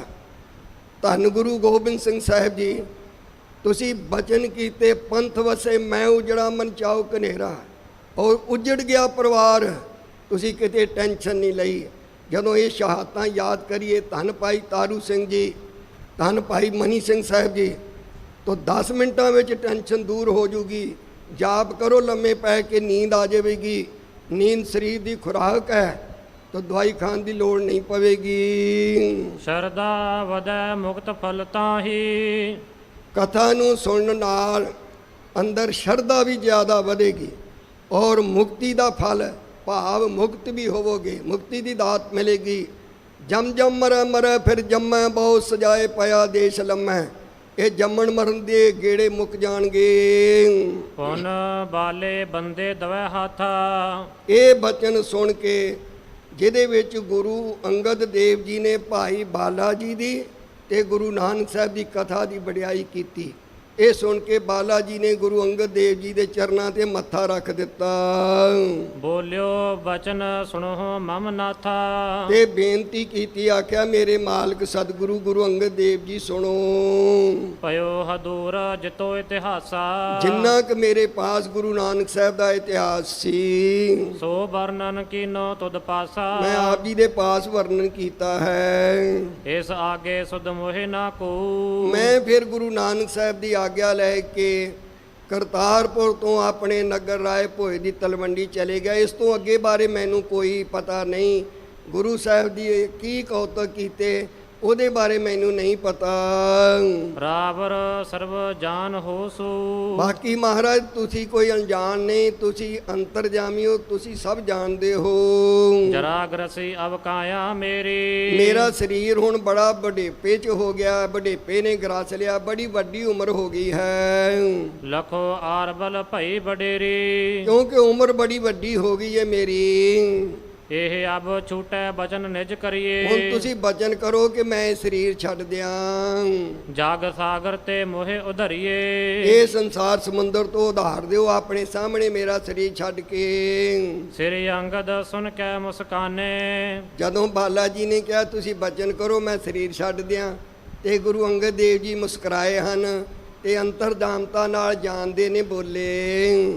ਕਿਉਂ ਅਸ ਆਪ ਉਤਾਇਲ ਨਾਠੇ। ਆਖਣ ਲੱਗੇ ਬਾਲਾ ਜੀ ਕਿਉਂ ਇੰਨੀ ਜਲਦੀ ਕਾਲੇ ਪੈ ਗਏ ਹੋ। ਆਪ ਦਵੈ ਮਾਸ ਬੈਸ ਹੈ ਤੇਰੀ। ਇੱਕ ਵਾਰ ਪਿਆਰ ਨਾਲ ਕਹੋ ਗੱਜ ਕੇ ਸਤਨਾਮ ਸ੍ਰੀ ਵਾਹਿਗੁਰੂ। ਗੁਰੂ ਅੰਗਦ ਦੇਵ ਜੀ ਕਹਿੰਦੇ ਜੇ ਤੁਹਾਡੀ 2 ਮਹੀਨੇ ਉਮਰ ਹੋਰ ਹੈ ਪੁਨ ਸਰੀਰ ਹੈ ਭਸਮ ਸੋ ਢੇਰੀ। ਫੇਰ ਤੁਸੀਂ ਆਪਣਾ ਸਰੀਰ ਤਿਆਗਣਾ ਹੈ। ਜੇ 2 ਮਹੀਨੇ ਠਹਿਰੋ, ਕਾਲੇ ਨਾ ਪਵੋ। ਤਵ ਲਗ ਹਮ ਟਿਗ ਰਹੋ ਹਿਤ ਸਾਥਾ। ਇਸ ਕਰਕੇ 2 ਮਹੀਨੇ ਤੁਸੀਂ ਘਰ ਨਾ ਜਾਓ ਤੇ ਮੇਰੇ ਪਾਸ ਹੀ ਰਹੋ। ਪਰਚੋ ਸੁਨੋ ਕਰੋ ਗੁਰ ਗਾਥਾ। ਹੋਰ ਗੁਰੂ ਸਾਹਿਬ ਦੀ ਕੋਈ ਕਥਾ ਯਾਦ ਕਰਕੇ ਸੁਣਾਓ ਤੇ ਸਾਡੇ ਵੀ ਬਚਨ ਸੁਣੋ। ਸੁਨ ਕੇ ਹਰਖਤ ਹਵੈ ਕਰ ਬਾਲਾ। ਭਾਈ ਬਾਲਾ ਜੀ ਖੁਸ਼ ਹੋ ਕੇ ਰਹਿਓ ਸਮੀਪ ਸੁਖਦ ਤਿਹ ਕਾਲਾ। ਫਿਰ ਘਰ ਨਹੀਂ ਗਏ, ਗੁਰੂ ਅੰਗਦ ਦੇਵ ਜੀ ਦੇ ਪਾਸ ਹੀ ਰਹੇ ਹਨ। ਕਹਿ ਸੁਨੈ ਗੁਰ ਕੇ ਗੁਣ ਔਰੀ। ਹੋਰ ਬਚਨ ਗੁਰੂ ਅੰਗਦ ਦੇਵ ਜੀ ਦੇ ਸੁਣਦੇ ਤੇ ਗੁਰੂ ਨਾਨਕ ਸਾਹਿਬ ਦੇ ਸੁਣਾਉਂਦੇ ਹਨ। 2 ਮਾਸ ਜਬ ਬਿਤੇ ਬਹੋਰੀ। ਜਦੋਂ 2 ਮਹੀਨੇ ਪੂਰੇ ਹੋ ਗਏ, ਪਰਾ ਲਬਦ ਭੋਗੀ ਨਿਜ ਜਬ ਹੀ। ਜਿਹੜੀ ਪਰਾਲਬ ਸੀ ਉਹ ਪੂਰੀ ਹੋ ਗਈ। ਆਇਓ ਸਮਾਤਨ ਬਿਨ ਸਨ ਤਬ ਹੀ। ਤੋ ਸਮਾਂ ਜਿਹੜਾ ਸੀ ਉਹ ਆ ਗਿਆ ਨੇੜੇ। ਸ੍ਰੀ ਅੰਗਦ ਕੋ ਕਰ ਕੇ ਬੰਦਨ। ਗੁਰੂ ਅੰਗਦ ਦੇਵ ਜੀ ਨੂੰ ਮੱਥਾ ਟੇਕ ਕੇ ਬਾਹਰ ਧਿਆਨ ਤਰ ਦੋਖ ਨਿਕੰਦਨ। ਤੇ ਕਹਿਣ ਲੱਗੇ ਮਹਾਰਾਜ ਹੁਣ ਵੇਖ ਲਓ 2 ਮਹੀਨੇ ਪੂਰੇ ਹੋ ਗਏ ਜੇ। ਤੇ ਸਤਿਗੁਰੂ ਸੱਚੇ ਪਾਤਸ਼ਾਹ ਗੁਰੂ ਅੰਗਦ ਦੇਵ ਜੀ ਨੂੰ ਮੱਥਾ ਟੇਕ ਕੇ ਤੋ ਦੋਸ਼ਾਂ ਨੂੰ ਕੱਟਣ ਵਾਲੇ ਗੁਰੂ ਨਾਨਕ ਸਾਹਿਬ ਦਾ ਧਿਆਨ ਕੀਤਾ ਬਾਲਾ ਜੀ ਨੇ। ਤਰਨੇ ਕੋ ਪਨੀਤ ਕਰਵਾਏ। ਗੁਰੂ ਅੰਗਦ ਦੇਵ ਜੀ ਨੇ ਪਹਿਲਾਂ ਧਰਤੀ ਪਵਿੱਤਰ ਕਰਵਾਈ, ਪੋਚਾ ਆਦਿਕ ਫੇਰ ਕੇ ਧੋਣਾ ਕੀਤਾ। ਪੌੜਿਓ ਸ੍ਰੀ ਨਾਨਕ ਉਰ ਧਿਆਏ। ਫਿਰ ਸੋਹਣੀ ਵਿਛਾਈ ਕੀਤੀ। ਭਾਈ ਬਾਲਾ ਜੀ ਗੁਰੂ ਨਾਨਕ ਸਾਹਿਬ ਦਾ ਧਿਆਨ ਕਰਕੇ ਉੱਪਰ ਪੈ ਗਏ, ਲੰਮੇ ਪੈ ਗਏ। ਤਨਕ ਵਿਖੈ ਨਿਜ ਤਨ ਕਉ ਤਿਆਗੀ। 1 ਸਕਿੰਟ ਦੇ ਵਿੱਚ ਆਪਣਾ ਸਰੀਰ ਜਿੱਤਾ ਸੀ ਉਹ ਛੱਡ ਦਿੱਤਾ। ਧੰਨ ਭਾਈ ਬਾਲਾ ਜੀ ਭਾਵ ਕਿ ਸੁਖਾਲਾ ਹੀ ਸਰੀਰ ਛੱਡ ਦਿੱਤਾ। ਕੋਈ ਦੁੱਖ ਤਕਲੀਫ ਨਹੀਂ ਆਈ। ਬਚਨ ਬਲਾਸ ਕਰਕੇ ਧੰਨ ਗੁਰੂ ਅੰਗਦ ਦੇਵ ਜੀ ਨੂੰ ਮੱਥਾ ਟੇਕ ਕੇ ਸੋਹਣੇ ਆਸਨ ਤੇ ਲੰਮੇ ਪੈ ਕੇ ਗੁਰੂ ਨਾਨਕ ਸਾਹਿਬ ਦਾ ਧਿਆਨ ਕੀਤਾ ਤੇ ਨਾਲ ਹੀ ਸਵਾਸ ਛੱਡ ਦਿੱਤੇ। ਪਾਹੋ ਚਯੋ ਪਰਮ ਪਦੰਗ ਵਡ ਭਾਗੇ। ਸੋ ਵੱਡੇ ਉੱਚੀ ਅਵਸਥਾ ਭਾਵ ਕਿ ਸੱਚਖੰਡ ਵਿੱਚ ਪਹੁੰਚੇ ਹਨ ਭਾਈ ਬਾਲਾ ਜੀ। ਸ੍ਰੀ ਅੰਗਦ ਮੈਂ ਜੋਤ ਸਮਾਨੇ। ਭਾਈ ਸੰਤੋਖ ਸਿੰਘ ਜੀ ਕਹਿੰਦੇ ਮੈਂ ਤੇ ਕਹਿਣਾ ਗੁਰੂ ਅੰਗਦ ਦੇਵ ਜੀ ਦੇ ਸਰੂਪ ਵਿੱਚ ਹੀ ਸਮਾ ਗਏ। ਜਿਉ ਪਾਣੀ ਮੈਂ ਮਿਲ ਹੈ ਪਾਣੀ। ਜਿਵੇਂ ਪਾਣੀ 'ਚ ਪਾਣੀ ਮਿਲ ਜਾਂਦਾ ਇਸ ਤਰ੍ਹਾਂ ਬਾਲਾ ਜੀ ਗੁਰੂ ਅੰਗਦ ਦੇਵ ਜੀ ਦੇ ਸਰੂਪ 'ਚ ਹੀ ਮਿਲ ਗਏ। ਭਾਈ ਸੰਤੋਖ ਸਿੰਘ ਜੀ ਅੱਗੋਂ ਹੁਣ ਕਹਿ ਰਹੇ ਹਨ ਤੇਹ ਛਿਨ ਸੀ ਤ੍ਰੇਹਣ ਕੁਰਲ ਕੁਲ ਰਾਈ। ਉਸ ਸਮੇਂ ਤੇ ਤ੍ਰੇਣ ਕੋਲ ਦੇ ਰਾਜਾ ਰੂਪ ਧੰਨ ਗੁਰੂ ਅੰਗਦ ਦੇਵ ਸੱਚੇ ਪਾਤਸ਼ਾਹ ਜੀ ਕਹਿ ਕੈ ਭਲੇ ਚਿੱਤਾ ਕਰਵਾਈ। ਕਹਿ ਕੇ ਸਿੱਖਾਂ ਦੇ ਤਾਈਂ ਤੇ ਸੋਹਣੀ ਚਿਤਾ ਤਿਆਰ ਕੀਤੀ ਹੈ। ਸਿੱਖਨ ਤੇ ਤਨ ਕੋ ਉਚਵਾਏ। ਫੇਰ ਜਿਹੜੇ ਸਿੱਖ ਬੜੇ ਜੀਵਨ ਵਾਲੇ ਬੰਦਗੀ ਵਾਲੇ ਸਨ, ਉਹਨਾਂ ਸਿੱਖਾਂ ਨੇ ਭਾਈ ਬਾਲਾ ਜੀ ਦਾ ਸਰੀਰ ਚੁੱਕਿਆ, ਇਸ਼ਨਾਨ ਕਰਾਇਆ, ਰਾਖਿਓ ਉੱਪਰ ਤਾਹੇ ਬਣਾਏ। ਸੋ ਚਿਖਾ ਦੇ ਉੱਪਰ ਰੱਖਣਾ ਕੀਤਾ ਸਰੀਰ। ਬਾਹਰੋਂ ਆਪ ਨਿਕਟ ਚਲ ਆਏ। ਗੁਰੂ ਅੰਗਦ ਦੇਵ ਜੀ ਆਪ ਚੱਲ ਕੇ ਚਿਖਾ ਦੇ ਪਾਸ ਆਏ ਹਨ। ਤ੍ਰੇਣ ਅਗਨੀ ਕੋ ਹੱਥ ਉਚਾਏ। ਸਿੱਖ ਕੱਖਾਂ ਨੂੰ ਅੱਗ ਲਾ ਕੇ ਲੱਗੇ ਸੀ ਲਾਉਣ ਲੰਬੂ, ਤੇ ਗੁਰੂ ਅੰਗਦ ਦੇਵ ਜੀ ਨੇ ਫੜ ਲਿਆ, ਆਖਿਆ ਨਹੀਂ ਇਹ ਅਸੀਂ ਲਾਉਣੀ ਹੈ। ਕਹੋ ਗੱਜ ਕੇ ਸਤਨਾਮ ਸ੍ਰੀ ਵਾਹਿਗੁਰੂ। ਵਾਹਿਗੁਰੂ। ਇਹ ਹੈ ਪਿਆਰ ਸਤਿਗੁਰਾਂ ਦਾ ਸਿੱਖਾਂ ਨਾਲ। ਜੇ ਸਿੱਖ ਦਾ ਗੁਰੂ ਨਾਲ ਪਿਆਰ ਹੈ ਤੇ ਸਤਿਗੁਰਾਂ ਦਾ ਵੀ ਸਿੱਖਾਂ ਨਾਲ ਪਿਆਰ ਹੈ। ਸਤਿਗੁਰੂ ਜੀ ਨੇ ਸਿੱਖ ਦੇ ਹੱਥੋਂ ਲੰਬੂ ਪਕੜ ਲਿਆ। ਤਬ ਸਿੱਖ ਬਰਜ ਰਹੇ ਬਹੁ ਬਾਰੀ। ਸਿੱਖਾਂ ਨੇ ਵਰਜਿਆ, ਮਹਾਰਾਜ ਤੁਸੀਂ ਪਾਸ ਖਲੋਵੋ, ਅਸੀਂ ਲਾਉਨੇ ਆ। ਨਿਜ ਕਰ ਸੰਗ ਦਾਹੋ ਦੇ ਜਾਰੀ। ਪਰ ਨਹੀਂ, ਗੁਰੂ ਅੰਗਦ ਦੇਵ ਜੀ ਨਹੀਂ ਦਿੱਤਾ ਆਪਣੇ ਹੱਥੀ ਭਾਈ ਬਾਲਾ ਜੀ ਨੂੰ। ਸੋ ਅੰਤਮ ਸਮੇਂ ਜਿਹੜਾ ਲੰਬੂ ਸੀ ਉਹ ਲਾਉਣਾ ਕੀਤਾ ਆਪਣੇ ਹੱਥਾਂ ਨਾਲ। ਜੇ ਸਤਿਗੁਰੂ ਕੋ ਸੇਵਕ ਪਿਆਰੇ। ਜਿਹੜੇ ਸਤਿਗੁਰਾਂ ਦੇ ਪਿਆਰੇ ਸੇਵਕ ਹੁੰਦੇ ਹਨ, ਆਪਰ ਨਾ ਕਿਛ ਗਿਣਤੀ ਉਧਾਰੇ। ਉਹ ਮਨ ਵਿੱਚ ਕੋਈ ਗਿਣਤੀ ਨਹੀਂ ਵਿਚਾਰਦੇ ਵੀ ਮੈਂ ਬੜਾ ਵੱਡਾ ਤੇ ਇਹ ਕੰਮ ਮੈਂ ਨਾ ਕਰਾਂ। ਧੰਨ ਗੁਰੂ ਹਰਗੋਬਿੰਦ ਸਾਹਿਬ ਸੱਚੇ ਪਾਤਸ਼ਾਹ ਜਦੋਂ ਬਾਬਾ ਬੁੱਢਾ ਸਾਹਿਬ ਜੀ ਨੇ ਸਰੀਰ ਛੱਡਿਆ, ਉਦੋਂ ਗੁਰੂ ਹਰਗੋਬਿੰਦ ਸਾਹਿਬ ਜੀ ਨੇ ਆਪ ਮੋਢਾ ਦਿੱਤਾ। ਸਿੱਖ ਕਹਿਣ ਲੱਗੇ ਮਹਾਰਾਜ ਤੁਸੀਂ ਪਰੇ ਹੋ ਜਾਓ। ਧੰਨ ਗੁਰੂ ਹਰਗੋਬਿੰਦ ਸਾਹਿਬ ਸੱਚੇ ਪਾਤਸ਼ਾਹ ਜਿਨ੍ਹਾਂ ਦੇ ਨੇਤਰਾਂ 'ਚੋਂ ਕਦੇ ਜਲ ਨਹੀਂ ਚੱਲਿਆ, ਉਹ ਬਾਬਾ ਬੁੱਢਾ ਸਾਹਿਬ ਜੀ ਦਾ ਮੋਹਰੇ ਮੋਢਾ ਜਿਹੜਾ ਸੀ, ਉਹ ਮੰਜਾ ਪਲੰਗਾ ਜਿਹੜਾ ਸੀ, ਉਸ ਨੂੰ ਚੁੱਕਣਾ ਕੀਤਾ। ਨੇਤਰਾਂ 'ਚ ਹੰਝੂ ਆ ਗਏ। ਤੋ ਜਿਨ੍ਹਾਂ ਸਿੱਖਾਂ ਦਾ ਗੁਰੂ ਨਾਲ ਪਿਆਰ ਹੁੰਦਾ, ਸਤਿਗੁਰੂ ਸੱਚੇ ਪਾਤਸ਼ਾਹ ਜੀ ਇਹ ਨਹੀਂ ਵੇਖਦੇ ਕਿ ਮੇਰੀ ਬੜੀ ਵੱਡੀ ਵਡਿਆਈ, ਮੇਰੇ ਕੋਲ ਬੜਾ ਵੱਡਾ ਅਹੁਦਾ ਹੈ। ਨਹੀਂ, ਉਹ ਤਾਂ ਸਿੱਖਾਂ ਵਾਸਤੇ ਸਿੱਖਾਂ ਦੇ ਵੀ ਸੇਵਕ ਬਣ ਜਾਂਦੇ ਹਨ। ਵੈਸੇ ਬਹੁਰ ਸਰਬ ਸਿੱਖ ਮਾਹੀ। ਫੇਰ ਸਤਿਗੁਰੂ ਅੰਗਦ ਦੇਵ ਸੱਚੇ ਪਾਤਸ਼ਾਹ ਜੀ ਆਪਣੇ ਹੱਥੀਂ ਭਾਈ ਬਾਲਾ ਜੀ ਦਾ ਸੰਸਕਾਰ ਕਰਕੇ ਸਾਰੇ ਸਿੱਖਾਂ ਦੇ ਵਿੱਚ ਬੈਠ ਗਏ। ਬਾਲੇ ਕੀ ਉਸਤਤ ਬਹੁ ਪ੍ਰਾਹੀ। ਭਾਈ ਬਾਲਾ ਜੀ ਦੀ ਬੜੀ ਉਪਮਾ ਕੀਤੀ ਸਿੱਖਾਂ ਦੇ ਵਿੱਚ। ਤਨ ਤਨ ਸਭ ਹੀ ਨਰ ਕਹੀ। ਸੁਣ ਕਰਕੇ ਜਿੰਨੇ ਵੀ ਮਨੁੱਖ ਸਨ, ਜਿੰਨੀ ਸੰਗਤ ਬੈਠੀ ਹੋਈ ਸੀ, ਜਦੋਂ ਗੁਰੂ ਅੰਗਦ ਦੇਵ ਜੀ ਭਾਈ ਬਾਲਾ ਜੀ ਦੀ ਮਹਿਮਾ ਕਰ ਰਹੇ ਸਨ, ਸੰਗਤ ਨੇ ਕਿਹਾ ਧੰਨ ਹੈ ਭਾਈ ਬਾਲਾ ਜੀ, ਧੰਨ ਹੈ, ਧੰਨ ਹੋ ਗੁਰੂ ਅੰਗਦ ਦੇਵ ਜੀ ਤੁਸੀਂ, ਤੇ ਧੰਨ ਗੁਰੂ ਨਾਨਕ ਸਾਹਿਬ ਜੀ। ਧੰਨ ਗੁਰੂ ਨਾਨਕ ਸਾਹਿਬ ਦਾ ਇਤਿਹਾਸ। ਸ੍ਰੀ ਨਾਨਕ ਹਿਤਕਾਰੀ ਅਹੀ। ਸੋ ਸ੍ਰੀ ਨਾਨਕ ਹਿਤਕਾਰੀ ਅਹੀ। ਇਹ ਬਾਲਾ ਜੀ ਗੁਰੂ ਨਾਨਕ ਸਾਹਿਬ ਦੇ ਬੜੇ ਹਿੱਤੀ ਸਨ, ਬੜੇ ਪਿਆਰੇ ਸਨ। ਸਾਰੀ ਜ਼ਿੰਦਗੀ ਸਾਧ ਸੰਗਤ ਜੀ ਭਾਈ ਬਾਲਾ ਜੀ ਨਾਲ ਰਹੇ ਨੇ। ਧੰਨ ਗੁਰੂ ਨਾਨਕ ਦੇਵ ਸੱਚੇ ਪਾਤਸ਼ਾਹ ਜੀ ਦੇ ਆਪਣਾ ਘਰ-ਬਾਰ ਛੱਡ ਕੇ ਰਾਏ ਭੋਜ ਦੀ ਤਲਵੰਡੀ, ਤੇਜਭਾਨ ਸੰਧੂ ਗੋਤ ਦੇ ਜ਼ਿਮੀਂਦਾਰ ਦਾ ਸੁਪੁੱਤਰ ਸੀ ਭਾਈ ਬਾਲਾ ਜੀ, ਜੋ ਸਾਰੀ ਜ਼ਿੰਦਗੀ ਗੁਰੂ ਨਾਨਕ ਸਾਹਿਬ ਦੇ ਨਾਲ ਰਹੇ। ਸਾਰੇ ਸਿੱਖ ਧੰਨ ਧੰਨ ਕਹਿ ਕੇ ਸੋ ਕਹਿ ਰਹੇ ਨੇ ਕਿ ਬੜੇ ਹੀ ਪਿਆਰੇ ਤੇ ਪ੍ਰੇਮੀ ਸਨ ਗੁਰੂ ਨਾਨਕ ਸਾਹਿਬ ਜੀ ਦੇ। ਦੋਹਰਾ ਸਾਰ ਸੁਤੇ ਸਿਮਰਨ ਉਦਵ, ਕਵਿਤਾ ਪ੍ਰਦ ਜਿਉ ਇੰਦ। ਬਿਕਸਤ ਸਰੋਤਾ ਕੁਮਦ ਸੁਨ, ਕੋਕ ਬਿਖਮ ਦੁਖ ਦੁੰਦ। ਸਦਕੇ ਜਾਈਏ ਭਾਈ ਸੰਤੋਖ ਸਿੰਘ ਸਾਹਿਬ ਜੀ ਤੋਂ ਵੀ ਬੜੀ ਸ਼ਰਧਾ ਸੀ ਉਹਨਾਂ ਦੇ ਅੰਦਰ। ਸੋ ਹਰ ਇਤਿਹਾਸ ਦੇ ਪ੍ਰਾਰੰਭ ਵਿੱਚ ਸਤਿਗੁਰਾਂ ਦੀ, ਗੁਰਸਿੱਖਾਂ ਦੀ ਮਹਿਮਾ ਕਰਦੇ ਨੇ ਮੰਗਲ ਰੂਪ ਦੇ ਵਿੱਚ। ਮੰਗਲ ਨਾਮ ਮਹਿਮਾ ਦਾ, ਸੋ ਵਡਿਆਈ ਦਾ। ਭਾਈ ਸਾਹਿਬ ਜੀ ਇੱਥੇ ਮਹਿਮਾ ਕਰ ਰਹੇ ਨੇ। ਸੋ ਗੁਰਮਤਿ ਅਨੁਸਾਰ ਅਰਥ ਬਣਦਾ ਹੈ ਇੰਦ ਨਾਮ ਚੰਦਰਮੇ ਦਾ। ਇਸੇ ਪ੍ਰਕਾਰ ਕੁਮਦ ਨਾਮ ਹੈ ਚਕੋਰ ਦਾ, ਤੇ ਕੋਕ ਨਾਮ ਹੈ ਚੱਕਵੀ ਤੇ ਚੱਕਵੇ ਦਾ। ਜਿਹੜੀ ਚੱਕਵੀ ਤੇ ਚੱਕਵਾ ਹੈ, ਇਹ ਚੰਦਰਮਾ ਤੋਂ ਦੁਖੀ ਹੁੰਦੇ ਨੇ। ਸਾਰੀ ਰਾਤ ਕਹਿੰਦੇ ਨਦੀ ਦੇ ਇੱਕ ਕਿਨਾਰੇ ਚੱਕਵਾ ਤੇ ਦੂਜੇ ਕਿਨਾਰੇ ਚੱਕਵੀ, ਉਹ ਆਪਸ ਵਿੱਚ ਬੋਲ ਕੇ ਮਿਲਣਾ ਚਾਹੁੰਦੇ ਨੇ, ਪਰ ਉਹਨਾਂ ਨੂੰ ਚੰਦਰਮੇ ਦੇ ਚਾਨਣ 'ਚ ਇੱਕ ਦੂਜੇ ਨੂੰ ਦਿਸਦਾ ਨਹੀਂ। ਇਹ ਕੁਦਰਤ ਦੇ ਰੰਗ ਨੇ। ਉਹ ਬੋਲ ਕੇ ਇੱਕ ਦੂਜੇ ਨੂੰ ਮਿਲਣਾ ਚਾਹੁੰਦੇ ਨੇ। ਚੱਕਵੀ ਦੂਜੇ ਕਿਨਾਰੇ, ਚੱਕਵਾ ਦੂਜੇ ਕਿਨਾਰੇ ਤੇ ਚਲੇ ਜਾਂਦਾ ਤੇ ਮਿਲਾਪ ਫੇਰ ਨਹੀਂ ਹੁੰਦਾ। ਫੇਰ ਬੋਲਦੇ ਨੇ, ਮਿਲਣਾ ਚਾਹੁੰਦੇ, ਨਹੀਂ ਮਿਲਿਆ ਜਾਂਦਾ। ਸਾਰੀ ਰਾਤ ਇਸ ਤਰ੍ਹਾਂ ਹੀ ਲੰਘ ਜਾਂਦੀ ਹੈ, ਦੁਖੀ ਹੁੰਦੇ ਰਹਿੰਦੇ ਨੇ।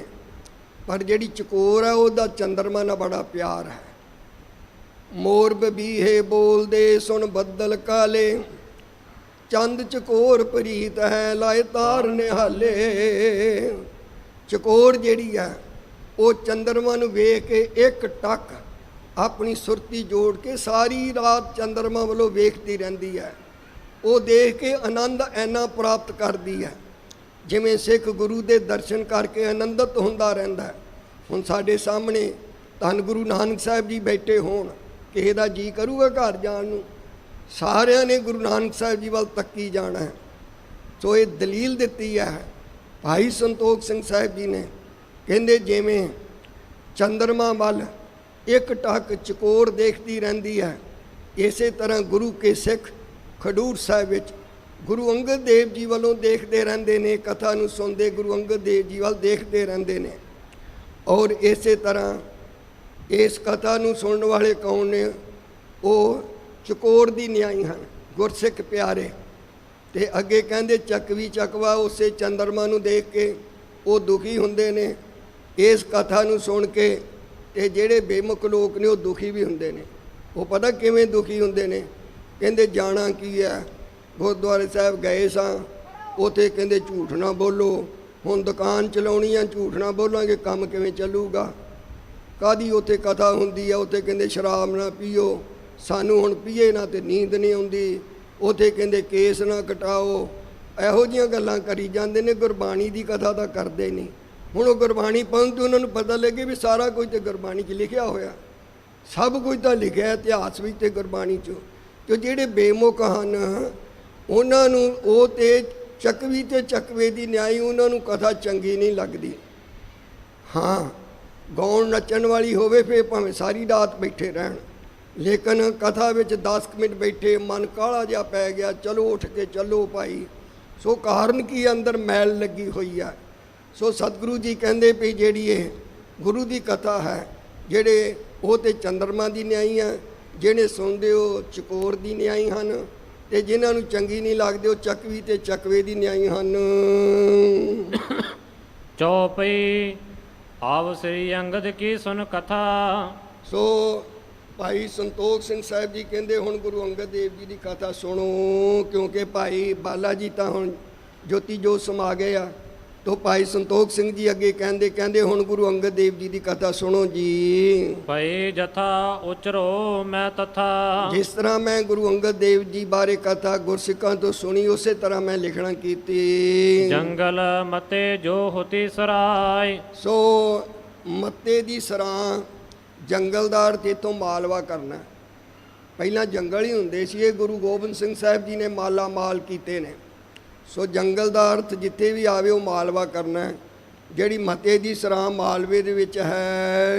ਮਨ ਪਨੀਤ ਫੇਰੂ ਤਹ ਥਾਏ। ਸੋ ਉੱਥੇ ਮਨ ਪੁਨੀਤ, ਪਵਿੱਤਰ ਮਨ ਵਾਲਾ, ਇਸ ਜਗ੍ਹਾ ਤੇ ਸਿੱਖ ਰਹਿੰਦਾ, ਉਹਦਾ ਨਾਮ ਹੈ ਫੇਰੂ ਮਲ। ਤ੍ਰਹਿਣ ਗੋਤ ਛਤਰੀ ਜਿਹ ਜਾਤੇ। ਤ੍ਰੇਣ ਉਹਦੀ ਗੋਤ ਹੈ। ਫੇਰੂ ਮਲ ਭਾਵ ਗੁਰੂ ਅੰਗਦ ਦੇਵ ਜੀ ਪਿਤਾ ਜੀ। ਸੋ ਇਹ ਫੇਰੂ ਮਲ ਜੀ ਪਵਿੱਤਰ ਮਨ ਵਾਲੇ ਮਤੇ ਦੀ ਸਰਾਂ ਮਾਲਵੇ ਵਿੱਚ ਉੱਥੇ ਰਹਿੰਦੇ ਨੇ। ਤ੍ਰੇਣ ਗੋਤ ਹੈ ਔਰ ਛਤਰੀ ਜਾਤੀ ਹੈ ਉਹਨਾਂ ਦੀ। ਕਰਮ ਧਰਮ ਸਭ ਵਿਖਿਆਤੇ। ਔਰ ਧਰਮ ਦੇ ਕਰਮ ਕਰਨ ਵਿੱਚ ਬੜਾ ਪ੍ਰਗਟ ਹੈ ਫੇਰੂ ਮਲ ਜੀ। ਤੇ ਕਰ ਜਨਮ ਸੁਤ ਸੁਖਦਾਈ। ਉਹਨਾਂ ਦੇ ਘਰ ਵਿੱਚ ਇਹ ਸੁਖਦਾਈ ਪੁੱਤਰ ਨੇ ਜਨਮ ਲਿਆ। ਲੈਣਾ ਨਾਮ ਧਰਿਓ ਹਿਤ ਲਾਈ। ਬੜੇ ਪਿਆਰ ਦੇ ਨਾਲ ਉਹਨਾਂ ਦਾ ਨਾਮ ਲੈਣਾ ਜੀ ਰੱਖਣਾ ਕੀਤਾ।